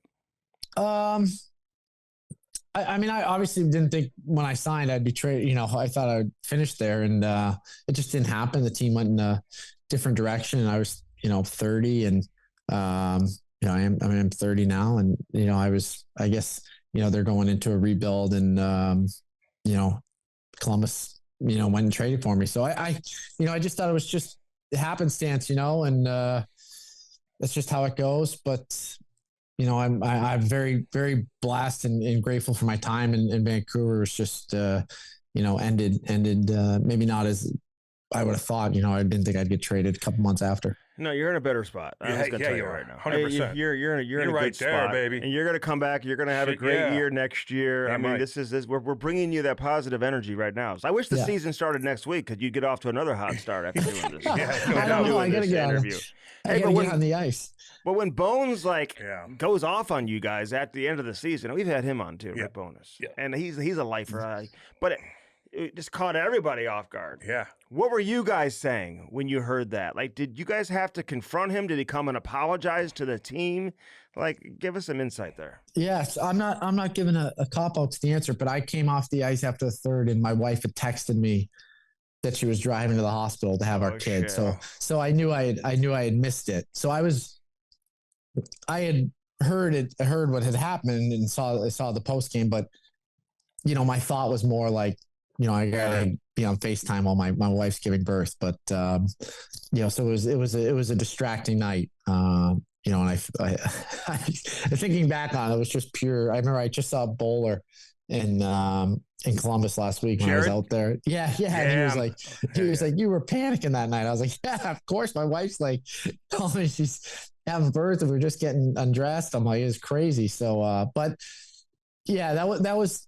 So I can't give you a great answer on that, but I love playing for Bones. He was, we had a couple meetings earlier about the system and, it was tough for me to adjust on the fly, but, I just love playing for him. Loves his players. I think what I told everybody who asked is, we had one meeting. He's like, what's your wife and, son's name? Like Megan and Quentin. And he's like, oh, okay. And then every 4 days, he'd shoot me a text or see me in the hallways. How's Megan Quinton doing? How's Megan? I'm like, wow, that's crazy. He's like, just such a good man, to remember that and always check. And, he was great, so I love playing for him. I loved our team. And I think we got a really good team. We got a deep team, really good decor, good goalie. So I'm very excited to go back there and have a good chance to do some damage. If you were playing in Game 7 in a very important game, and the wife was pregnant, what are you doing? I'm just asking. Well, I mean, what are you doing? I played in game 82 when we were eliminated from the playoffs. So there's your answer. I felt as if, we were on that run for a while and, we got eliminated and I didn't think it was the right thing to do to the team. Like, hey, this one doesn't, matter in the standings. I'm just going to fly home here. I'll see you guys next year. So I was like, I got to play it. That's not the game, a lot of guys want to play in. It stinks. We just get eliminated the night prior, but I just felt it was the right thing to do just to play in it. Okay. Yeah, so I get you, man. Remind me. So did you know she just went into birth, into labor, during the game or before the game started? I had known it was a good possibility. It was around 75% she would have it that night. So we were hoping that it was going to be the following morning. I was going to fly out I think I flew out at 6 a.m. Hoping she would make it to 11, but I got to see the first one. If my daughter ever watches this interview, it'll be the only way she knows that I wasn't there for her. We're going to tell her I was there for her. That's okay. They'll never remember it. She'll be okay. Yeah. Look at these 2 contracts I just signed. You're going to be okay, girl. Hey, what should people know about playing in Columbus, though? It's kind of like one of those markets that I don't think people have much of an opinion about, good or bad. I don't think they know much because it's been so long since they've been in the playoffs and just haven't always had that one guy that you identify as, the guy, even though they've had some great players and still do. So what should people know about Columbus? Yeah, I think what I learned pretty quickly is that they have a couple guys that are superstars that I didn't know Marchenko was that good. I knew Fantilli was that good, but Werenski, Matejchuk, Provorov's amazing. There were so many guys that Marchment, there's right away. I was like, wow, these guys are legit players. So I was very excited early on, but yeah, I think Marchenko is probably the most startling how just talented he is, how he can score from anywhere, makes a ton of plays, loves the game. I don't think I was there for more than 3 minutes, and he was already untaping my sticks to like look at my curve. And this equipment guy's like, "No, you're not ordering it." So he just loves the game, like loves to just. He's asking me questions. I'm like, I'm packing my bag and all. Like what? I was like, hold on, let me just get my stuff out. But he was awesome. They're a great team. I think the city's amazing. Quiet city. A lot of stuff to do though. It's just really really cool place to play. You ever see those football players cruising around? The OSU guys? Yeah. No. I was living. It was called Arena Crossing. I was right downtown the whole time there, right next to the rink. So I would just walk back and forth to my apartment, and then go to dinner every night at, I think it was Jeff Ruby's or something, and go sit at the bar downstairs. So I was a simple man while I was there. They're making more money than you are. Yeah. they certainly Andy. are. I mean, Well, the coaches are. hockey. Yeah. I mean, Oh no, cool. he's talking football. The OSU football Yeah. guys, you know. Yeah. Oh, I know. The quarterbacks are. I don't know why they'd ever leave. Exactly. Why would you? You're in heaven there. Yeah, there's no stress. I mean, it's just you're making more than probably some NFL guys. Just Girls swinging. everywhere. Yeah, Jesus. it's the dream. Hey, what's up with the turtleneck? Is that a neck guard, or did you like Alexa Yashin back in the day? no, David Desharnais. He wear one? No, Plekanec. Yeah. No, there was just that one incident, a terrible incident overseas, and then Nottingham. I was watching a game, Chicago, Winnipeg, and someone almost got cut again, and I was just like, you know what, I'm the smallest guy out there. Like if it's just the odds. I know it's very unlikely, but I just figured what's the worst thing. So I put it on. The one I wear now has extra protection on my wrist as well, which was always a fear of mine. So I'd wear something there, but now this has both. So what brand are you wearing? Is it A-Cane like this or no? No, it's called Great Guard. It's so the guy reached out to me and got me like colors that match, because in Vancouver I would wear like the blue and white jerseys with the black neck guard. And he was like, you got to get a blue neck guard. So, and when I go to Worlds, he sends me them, and then he sent me some for Columbus. So it's great company, and they've been great to me, and I have a ton now. So I think the wrist guards is the one thing that's the most important. I mean, I played with Kaner this year, and he got cut there. I think it was 2 seasons ago. Oh yeah, I remember that. So that's just for me is what always gives me a scare too. But I see some of these guys. I mean, Jake Neighbors, man, he like wears his like jersey almost tucked into his elbow pad. I do. You I used did to that. do the same thing, All and open. the skin is like exposed, All and open. I don't know, man. It's crazy that guys do that. You know what I mean? But Did you see big Marcus Foligno go in and hit Cal McCarr? And his skate came up, just missed him. I mean, that shit happens multiple times a game, and you don't even know you're cut until you look at the bench, and all of a sudden your glove's bloody. Yeah. Well, I mean, the one like this year, I had my sock on the bench cut, like guy jumping over, right? Like you're just like sliding down at the wrong time, and you're like, oh my, like really? Yeah. It's just sometimes it's just accidental. You don't even know, and then you're looking down, and you're like, oh, my sock is cut in half. What happened? So I think there's. It's like, do I love having a neck guard up here? No, but like, it's just, for safety and for my peace of mind. Like I'm never worried. Hey, why wouldn't you do it? But do you even notice that you're wearing it? It's not like uncomfortable or anything, is it? No, I don't anymore.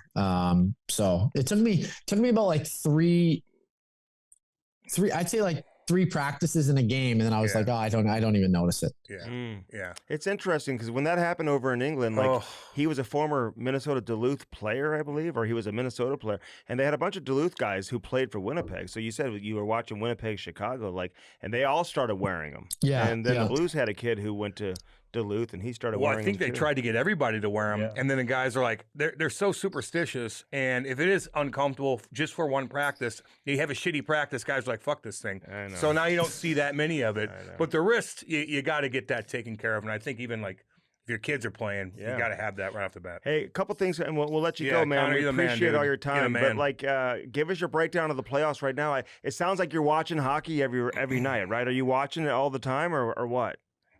Yeah, I was watching the late games with Utah because I played with Kells and Cools and Marino is actually my neighbor here, so I was watching those guys. I missed the late game last night. It was until I saw the icing. The icing, yes, but it's tough to stay up. I don't know how my parents did it when I was in Vancouver, but that Montreal series was amazing. The Boston series was great. Like that was a physical. I just think guys they're just so good now. They're so fast, and it just shows how hard it is to win. I mean, every night it's like, and it was been like one game where it was a blowout. It might have been the first game in Minnesota and in Dallas. It was just they're just so tight. It's just it's the hockey's been very, very good, and a lot of guys are playing some good hockey. You got 500 games under your belt, over 500.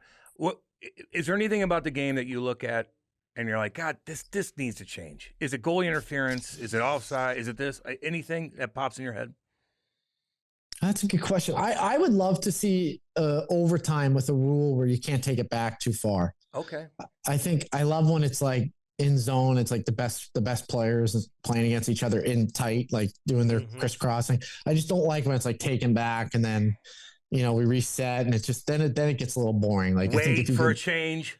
Yeah. Yeah. Like if you can bring it to the red line, but maybe not the far blue, like something where it's like, you can't take it that far back. I think that's the only thing. Everybody says get rid of shootouts. I love shootouts. Anytime I see a game's in a shootout, I don't look at the score. I go home, I type in like, Blues Wild shootout and I watch it. Like I want to see guys moves, what they're doing. Like there's so many talented players. So I think that'd be the only thing for me. Don't you hate it though? Like in 3-on-3, when you're deep in the offensive zone, like you're open, like you're just like swarming around the zone, and then like your teammate just takes the puck out of the zone. You got to come all the way out of it. You're like, dude, just give it to me. Yeah. It takes it all the way out. But you don't want to turn it over. It's just you got to be so patient. Yeah. But it's become boring. Sometimes you watch these overtime games. It should be exciting. It's always exciting when you're exchanging chances. I know coaches don't like that, but when you just hang on to it and change 2 or 3 times with no shots on goal, that can be kind of boring too, Yeah, when it opens up, it's the best. It's when you're not playing and you're watching. I think I watched it a couple of weeks ago. I think it was Boston and Washington. They were in a play like it was like they were just trading 2-on-1s, and I was like, this is what it should be. Like it's just so fun to watch, guys. It's so that's. But the first couple of years it was chaos because there was like no system yet. Guys were just like going, and then once it became all of a sudden it's like we're man on man, and then we'll take it to the red line switch, like tire them out. That's when I'm like it's just keep it entertaining. Were you a big Bruins fan growing up? Like, were you obsessed with hockey? The biggest. Yeah. I got a Byron Dafoe bobblehead on my desk here somewhere. Like Byron Dafoe. I was a big time Bruins fan. Yeah. Those early teams that seemed to like always lose to like New Jersey, Montreal. Those were my Samsonov, Guerin, Mike Knuble, like those guys. Those were the best. Yeah, those were your favorite players, your guys, Mike Knuble. Samsonov was my guy. That was little guy. One. Yeah. Number 14. He could fly. He was unbelievable. So yeah, Glenn Murray. I liked Glenn Murray. He could always score. So good shot. Yeah. Those are my guys. Who's going to be in the final? It's a good question. I mean, Carolina doesn't have a loss right now, so it's hard to bet against them. But obviously, I'd love to see talk to. Well, there's who else is left? Minnesota, Colorado. I mean, Buffalo, Montreal. It's that series could go either way. I think they're kind of similar teams. A lot of high-powered offense. Buffalo looks really good. But I mean, like I said, Carolina doesn't have a loss. That's incredible. It's 6 games in. So against a really, really good Ottawa team, like really good. So that's they're gonna be hard to beat. Taylor Hall is like, we hope we don't see you again the rest of the series. We hope we see you next series. That's what he says to the fans in the post game. That's a confident team. He's like, hopefully we don't see you guys again the rest of the series. Yeah. And he's dominating. I know he scored again. That line's hot. All right, man. You're the man, dude. Hey, all the best. Enjoy your summer. Have a great summer. We wanted to get you on for a while, man. Thanks for doing this. Enjoy the time with the family and everything. And you're going to come out blazing hot next year, man. Look forward to seeing you next season. We're rooting for you, buddy. Thank you, guys. I appreciate it. Appreciate the time. Go watch the lottery tonight. Yeah, exactly. Yeah. See what's going to happen, man. Exactly. See you, homie. Be cool, buddy. See you guys. Appreciate later, it, buddy. man. See you later. I just got a message that my niece is at the middle school trying to pick up my daughter from the middle school. Like, it was not like arranged or anything. She just tried to go get her out of school. What do you think of that? And you think that's like an important topic to talk about on a fucking podcast? I just got that Andy message. thinks that his life and that particular segment of his life is more important than talking hockey or anything else on this here podcast. All right, so Connor Garland. He loved JT, loved Quinn He Hughes, talked about everything. trains with all these guys. What was the problem in Vancouver? I don't know. And listen, I said He might have been a little bit of a problem. Maybe he was sick of fucking everything, and he was kind of a dick coming in. Like, you could be a good guy and just be down and out because of the situation. Sometimes you got to get through that and fake it, and just fake being a good guy. You just got to fake shit sometimes and fucking be nice to people. I don't know. It was toxic in there, and you hear it from so many different fans. So I don't know. We try to dig at him about that, but I don't know. I don't know. There's always two sides to every story with different stuff. I've been in all kinds of different locker rooms where there was a little bit of stress, a little bit of this, a little bit of that. One guy leading, two guys leading. Like, Vancouver, by it's the all way, different, in their you know? general manager search. I meant to talk about this in the open, but I didn't get to it. But I keep saying Ryan Johnson. RJ. I feel like he had been the front runner. He's their assistant GM right now, and Yeah. I think that's who the team wanted to hire. But the ownership, I don't think they were convinced. They interviewed 1 million people. I'm Yeah. surprised you didn't get interviewed. They interviewed so many people. Did you? Yeah. I bet. Oh, they're podcast's over. If I did anything differently, Andy would have a shit fit. You would have a shit. What if I fit. just announced today that I got the job? I am the Canucks' new general What if I manager. announced I had another hockey podcast? Well, Maddie. Maddie, what is that? What if me and Maddie? I love when Maddie's in. I love Aiden. I don't get me wrong, but Maddie's fucking listens. 'Cause he and laughs. He laughs, dude. But don't ever say that again, Why? because I didn't like that. I know you didn't. What if I got another hockey podcast? It's over. I'm moving to Idaho. I'm taking the family to Idaho. Oh, yeah, where? Gaza Ranch? Gosh dang it. Andy did threaten me about that one time. Woo! My mom was dying at the time, too. Oh my God. Dying. I asked you about her. My mom was dying. Every day I asked about her. Yeah. It's all good. It's hard to, like, I get that part, man. Like, you don't, hey, how's your, she's fucking terrible. Like, Okay. somebody asked me, it happened to you about a year, like, how's your mom? Fucking terrible. We It's probably like, she's fucking terrible. we probably could have You know? kept her around longer, dude. We? If you would have got me involved with something. Well, if COVID didn't happen, it'd probably be all right, but we're all good. Did she get COVID? It's all good. We don't need to get into it. Okay. You don't even know how to have a conversation with me about it. Oh God, yes I do. No, you don't. What stood out about Conor Garland? He's a good dude. He seemed like a good dude. He's a worker. Laughed at fucking shit. Seemed happy. Wants to be on He's the like, I'm ice all the fucking time. skating all the guy. I go, fucking take a break, homie. Like, you're getting older. You slow down a little bit. Like, take a break. Just chill and then get back. Just a long summer, dude. It's fucking That's long. why he is I used to taking do a that break. shit too. Sometimes you got to take a break. Mhm. Get away from everything. Just everything. What would you recommend? Like a vacation? Go fishing. Mhm. Have a fucking hobby where you're just away from your mind. Yeah. Hang out with your kids. Do whatever you need to do. Yeah. Watch them play for a little bit. I will say golf, which he's really into golf Golf too. He is just got into golf like gigantic. during COVID, I think, hanging out great. with Clayton Keller. It's great. But golf, dude, I'm exhausted by the end of the day. Big time. Well, when you get better, you're not. Like, dude, I can't do it. How do people let do me- it let me every give you- day? I'll give you an example. They don't drink on the course? Let me give you an example. Because when you go golf, you're invited to a tournament. Tournaments are It wasn't a long. tournament. Okay. You're hanging out. I golfed with my neighbor Todd the other day, who is a 55-year-old man, retired, fucking did his shit, has money. He fucking golfs all the time. Is he the one Healthy married guy. to the girl who looks like Kate's mom? Yes, my boy. And we golfed the other day. We got done with 18 holes in fucking 2 hours.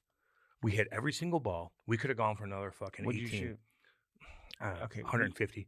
Yeah. You're not keeping track yet. Stop It's it. okay. But we flew by. I was not tired at all. And I was drinking. Not tired at all. Really? But then I golf with you know who. Mhm. I'm exhausted after 9.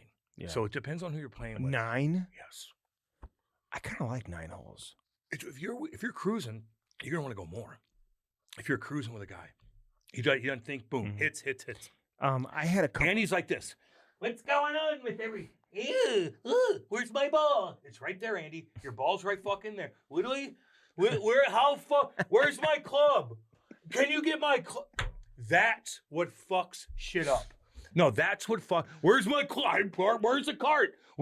Get going. He knows. Boom, he goes his ball. Boom, I go to mine. Boom, he goes to his ball. Boom, I go to mine. Boom, boom, boom, boom, boom. You're like, what do I do? I'm on the phone. I don't, wait, hello, what's going on with... That's what fucks people up. That's why. And trust me, when they play with you, they're done after 9. Oh, God. They're done after 9. That's not true. I play with Jammer, and I played with our boys from Hat Launch, dude. Yeah, I saw that. And they loved it. I'll text them. Let me know what they say. Because you're looking for the negative. No, because I know the negative. I'm looking for the positive with you, Andy, and I can't find it. You get that? Dude, you're just being very critical today. With golf? What do you mean? Okay. Just with golf. But when you said other hockey stuff, I go, yeah, I agree with you. Okay. So when I don't agree with you, it's always about something that I don't agree with you with. Okay. I'm not forcing the issue. All right, so listen. The Hart Trophy finalists. Yeah. Who are you taking? I don't know. Cooch? No. McDavid? McKinnon? Celebrini was not nominated. I saw that. People were not. He's captain though, World Junior. That's cool. That's kind of cool. With Ryan O'Reilly and who else was? JT, John Tavares. Yeah, JT. So you're the captain. They have a good team. Team USA, by the way, I don't know who they're bringing. Like last year, everybody wanted to go. It was Olympic year. Yeah, exactly. And I know Matthew's going, and he hasn't played very much because he had the injury. Yeah. Maybe he can get that triple gold club. I wouldn't go though. Switzerland? I wouldn't want to get hurt. Switzerland. Wait. I just wouldn't want to get hurt. I just wouldn't. He doesn't need. I like that he's doing it because he loves US and he's It's a long time off away from the game. He didn't play. But he's banged up. I don't know. Well, it depends on it. Maybe it needs to keep playing. Maybe he needs to. Yeah. And it's bigger ice maybe, and it's not as physical. So maybe okay. But if I'm him, if I'm a young kid, I'm like, yeah, I need to do it. If I'm fucking Bedard. I got to find out. I didn't ask. And I talked to Donnie Granado. Do I make sense on that? Or? Kind of. I talked to Donnie Granado, the head coach, for a couple of days. Hey, Don, what's up, baby? We love you. A couple days before they left to go over. And I didn't ask him. I didn't ask him anything about the roster. I just really wasn't that interested. I mean, I wasn't. Not that I wasn't interested, but it wasn't the conversation. We weren't talking World Championships. There's other. Talking about other shit. Well, there's big things going on with hockey, so I don't blame you on that. Don't worry about that. So, but I thought maybe Snuggeroo would talk to him afterwards. Have him back on afterwards. Yeah, he should be a guy that you get on fucking every. I'd be hiring him though if I'm looking for a coach to add to my staff. Yeah, I like him a lot. Damn good dude. Smart man. Yeah, in his blood. Yeah, he and Tony. Cammy too. Cammy's an AGM, I think, with Vancouver. Yeah. You just gonna sit there, or what's Jessica? Should I do something? No. What is Jessica's? Should I do something here, Maddie? Maddie, get in here. Hey, did you see? Maddie, get in here. Help me. Did you see Caitlin Clark accuse that girl of flopping? Yeah. How can I not see that? It's badass. Everywhere. She's badass. And then she went on Morgan Wallen, and she did. Yeah, she walked out with him. Yeah. Oh, that's cool. You're walking out with a Nazi. Who said that? The internet. Who, Angel fans? Oh, I just think WNBA fans. They probably hate her now because she likes Morgan Wallen. Although he's kind of a goofball too, man. He threw those fucking chairs off that fucking. Yeah, but he's cool. Yeah, he's whatever. I'm not into him. You're not? No. You don't like his music? Nah. Occasionally I'll play a little country. I played a little country last night. Kate loves that shit, but out by the fire, I had a little country going. I like country because it speaks to me. I grew up.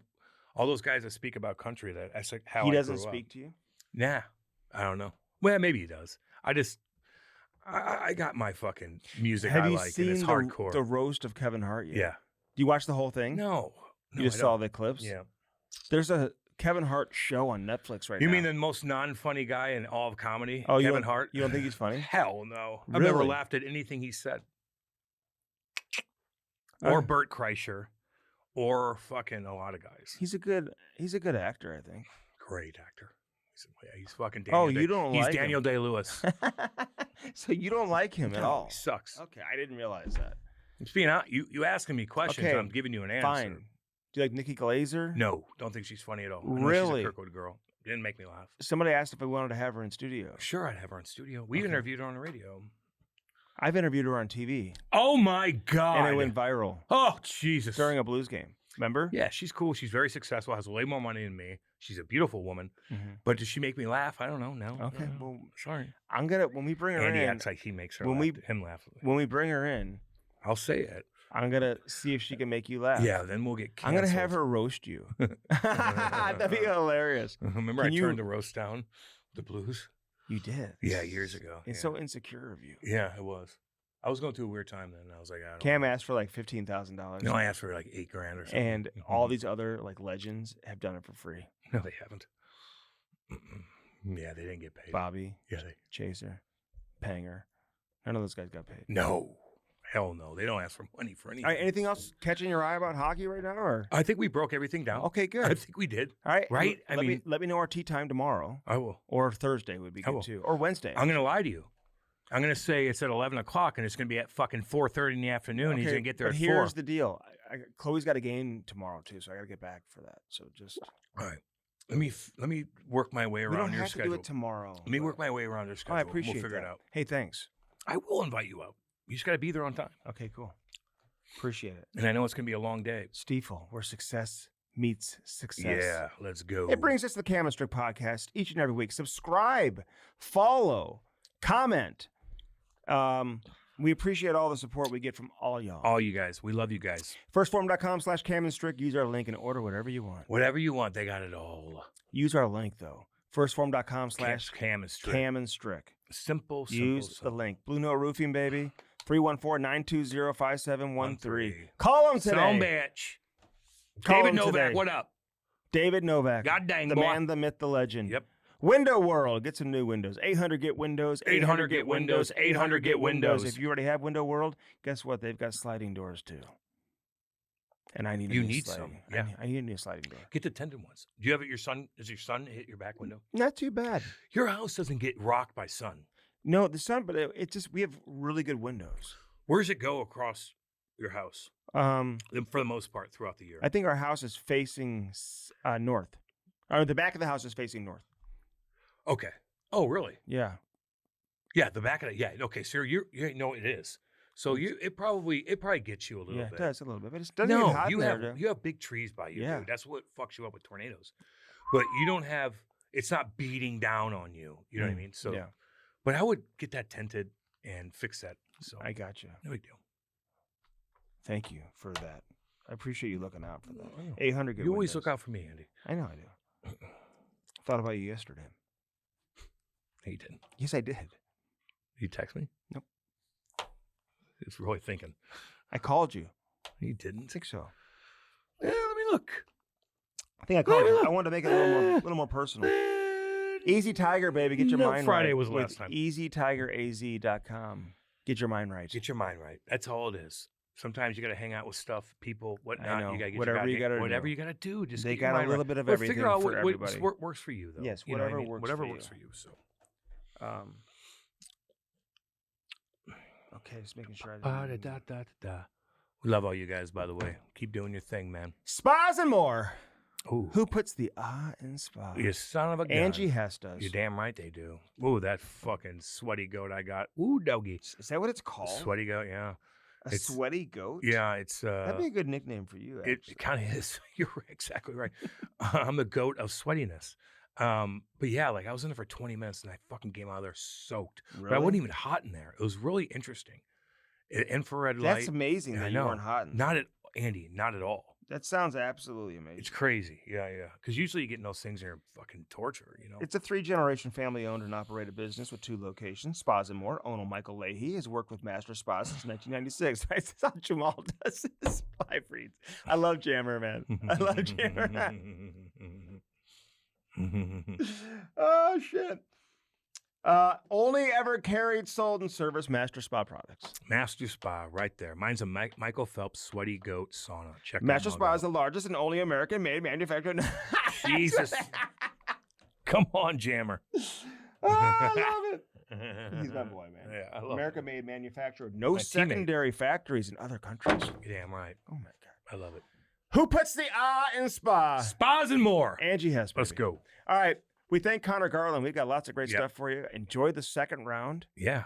We already know one team that's headed to the third round. They're waiting a long time. Golly. Jesus. Jesus. Years. Murphy. We didn't even talk about Wild Bill Carlson either. Or the guy that creeped out the girl, the scout. Oh, my God. The 85-year-old? Yeah, I know him. Okay. What'd you think of him? That was creepy. Was it? Yeah. Was he just being an old nice guy? No, but you just don't.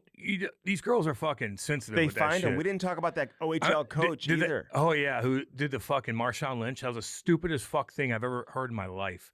And he came on and he made his rounds, but that was so stupid. Well, I'm glad he apologized, but you know what? You sounded stupid. How's he doing now?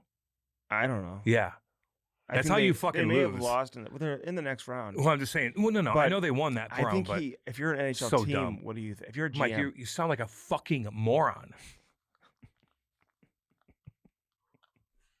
No. Let me say that again. You sounded like a fucking moron. and he put Aitchison in that spot Aitchison, too. who we love, is number 17 overall to New York Islanders, shit-kicking defenseman. crushes guys What do you- and puts up And points. he says he's looking He at had you a big like, game-tying goal the other and he's day. like, I'm trying to be cool with all these guys because I'm going to have to need these guys whenever I make the NHL. Right. And now I'm looking like a fucking, you're not Marshawn Lynch. And his you're not in the reasoning was- NFL. You're in the fucking OHL. coaching teenagers. You're coaching teenagers. You're barely we're making more money than you.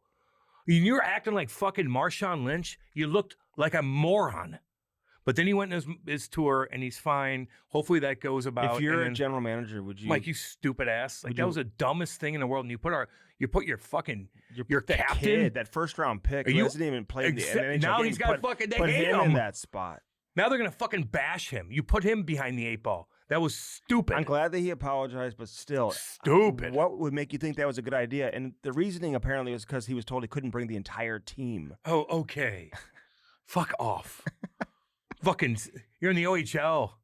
You just took away that you guys came back No shit. from being down 3 games No one's to 1 even talking to about win your the player. series. They're talking about you. You're selfish. That was a selfish move. It was one You of the- got all the attention. The coach got all the attention. The players look like You made your players look like jackasses. It was one of the best And yourself. owning it responses I've ever seen, though. He had it. It was all like, wait, I don't know if he rehearsed it. I don't know if he was course he told by did. a Of course he did. marketing company what to say, course but he it did. was executed to perfection. But the old man was creepy too. Don't creep out girls like that. It is what it And is. I'll say this about Gavin McKenna for all the Leafs fans out there. Baghead, Mom. what's up, buddy? All y'all. Our boy. But it's like I've talked to you enough. He is the best player in the draft. Okay. Hey, Stenberg, like he's better than Stenberg. Yeah. And And if he was in and CHL, I don't know who's gonna have the best career. I can't tell you all your that. tweet. But what I said, Your tweet. if this guy was in the CHL, you guys all are conditioned to think that that's like the best league in the world. It's not even close. It's not. Like, look at everybody coming now to play college and look at everyone's college numbers. And I know somebody was like, well, look what Eichel did his only year. Well, yeah, it's Jack Eichel. You mean the Hall of Famer? Yeah, and so he went, what, second overall? You mean whatever? the Hall of Famer? Yeah. He's gonna be a Hall of Yeah, Famer. so that's why he put up 70 points Oh shit. in like 40 games. But college is so listen. There's some CHL teams that could beat fucking Lindenwood and whatever team. Like, don't get me wrong, but Penn State and Michigan, like, there's 25-year-old men on that they're team. loaded. It's a fucking big difference. So, yeah, so if he was, to my point, Gavin McKenna put up 140 points yeah, broke records. a year ago. Yeah, You know what I mean? yeah. Before his draft year. So, yeah, if he would have stayed in the dub, then he would have had 150 points or whatever he would have had. And guess what? You would have heard the comparisons and the hype similar to what we saw with Connor Bedard and some of these other guys. Yeah. But he decided to go play college where it's harder to put up those type of points. Yeah. And he still was more than a point per game He player. was pretty damn good. His mom got arrested. Yeah, I don't know what that means. She was giving alcohol to minors. So I don't know what that so now it's like people try to find something to be critical. Like, just don't overdo it. Yeah. But, Mitch Marner couldn't survive in Toronto, so you're just going to go draft another Mitch Marner. Oh, boy. Oh, Hope you're nicer to this one. Don't run this one Yeah, no off. doubt. If you're Austin Matthews, does it change your opinion about anything about Sure. wanting to stay? Sure. If he dominates, yeah, I'll play with him. I don't know. Yeah, a little bit. That's why it happened. Okay. All right. You know. So anyway, that was Yeah. something else we wanted to get into. Yeah. We All did. right. We talked about everything. Yeah, I think so too. Yeah. All right, listen, go enjoy Thanks, your day guys. today, Cam. Love you guys. Okay. You too. Yeah, thanks, man. What do you got to say do? something nice. You weren't very nice today. Just say something nice. Whenever I agree with you, I agree with you. Fine. When I don't, I don't. But But you start talking about fucking bullshit stories, I gotta cut you off because I'm Say- going to edit it out anyway. Fine, say something nice before the end of the. Before we. Your family looks adorably cute. Thank you very much. Lori Subscribe, and your baby. family look adorably cute in Thank those you. pictures. And Blay. It puts a smile on my face. Thank you. I swear to God. God, dang. There you go. We're gonna end with that. See you guys. For Maddie, for Love you everybody guys. here at Half Coast. See you, dudes. Studios. Love you guys. Later, dudes. Until next time. See ya. Peace.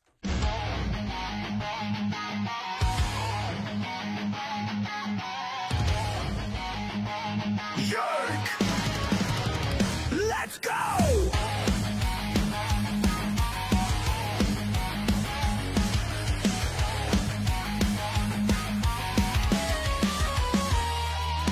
Cam's a shit kicker, 2 bombs in the lead. Soul dragging cougars, no time for fatigue. And he's a shit talker, stirring up the show. Never played a shift, but he's ready to go. My check for check, here comes show. Cam throws hits, and he's in the know. No filter.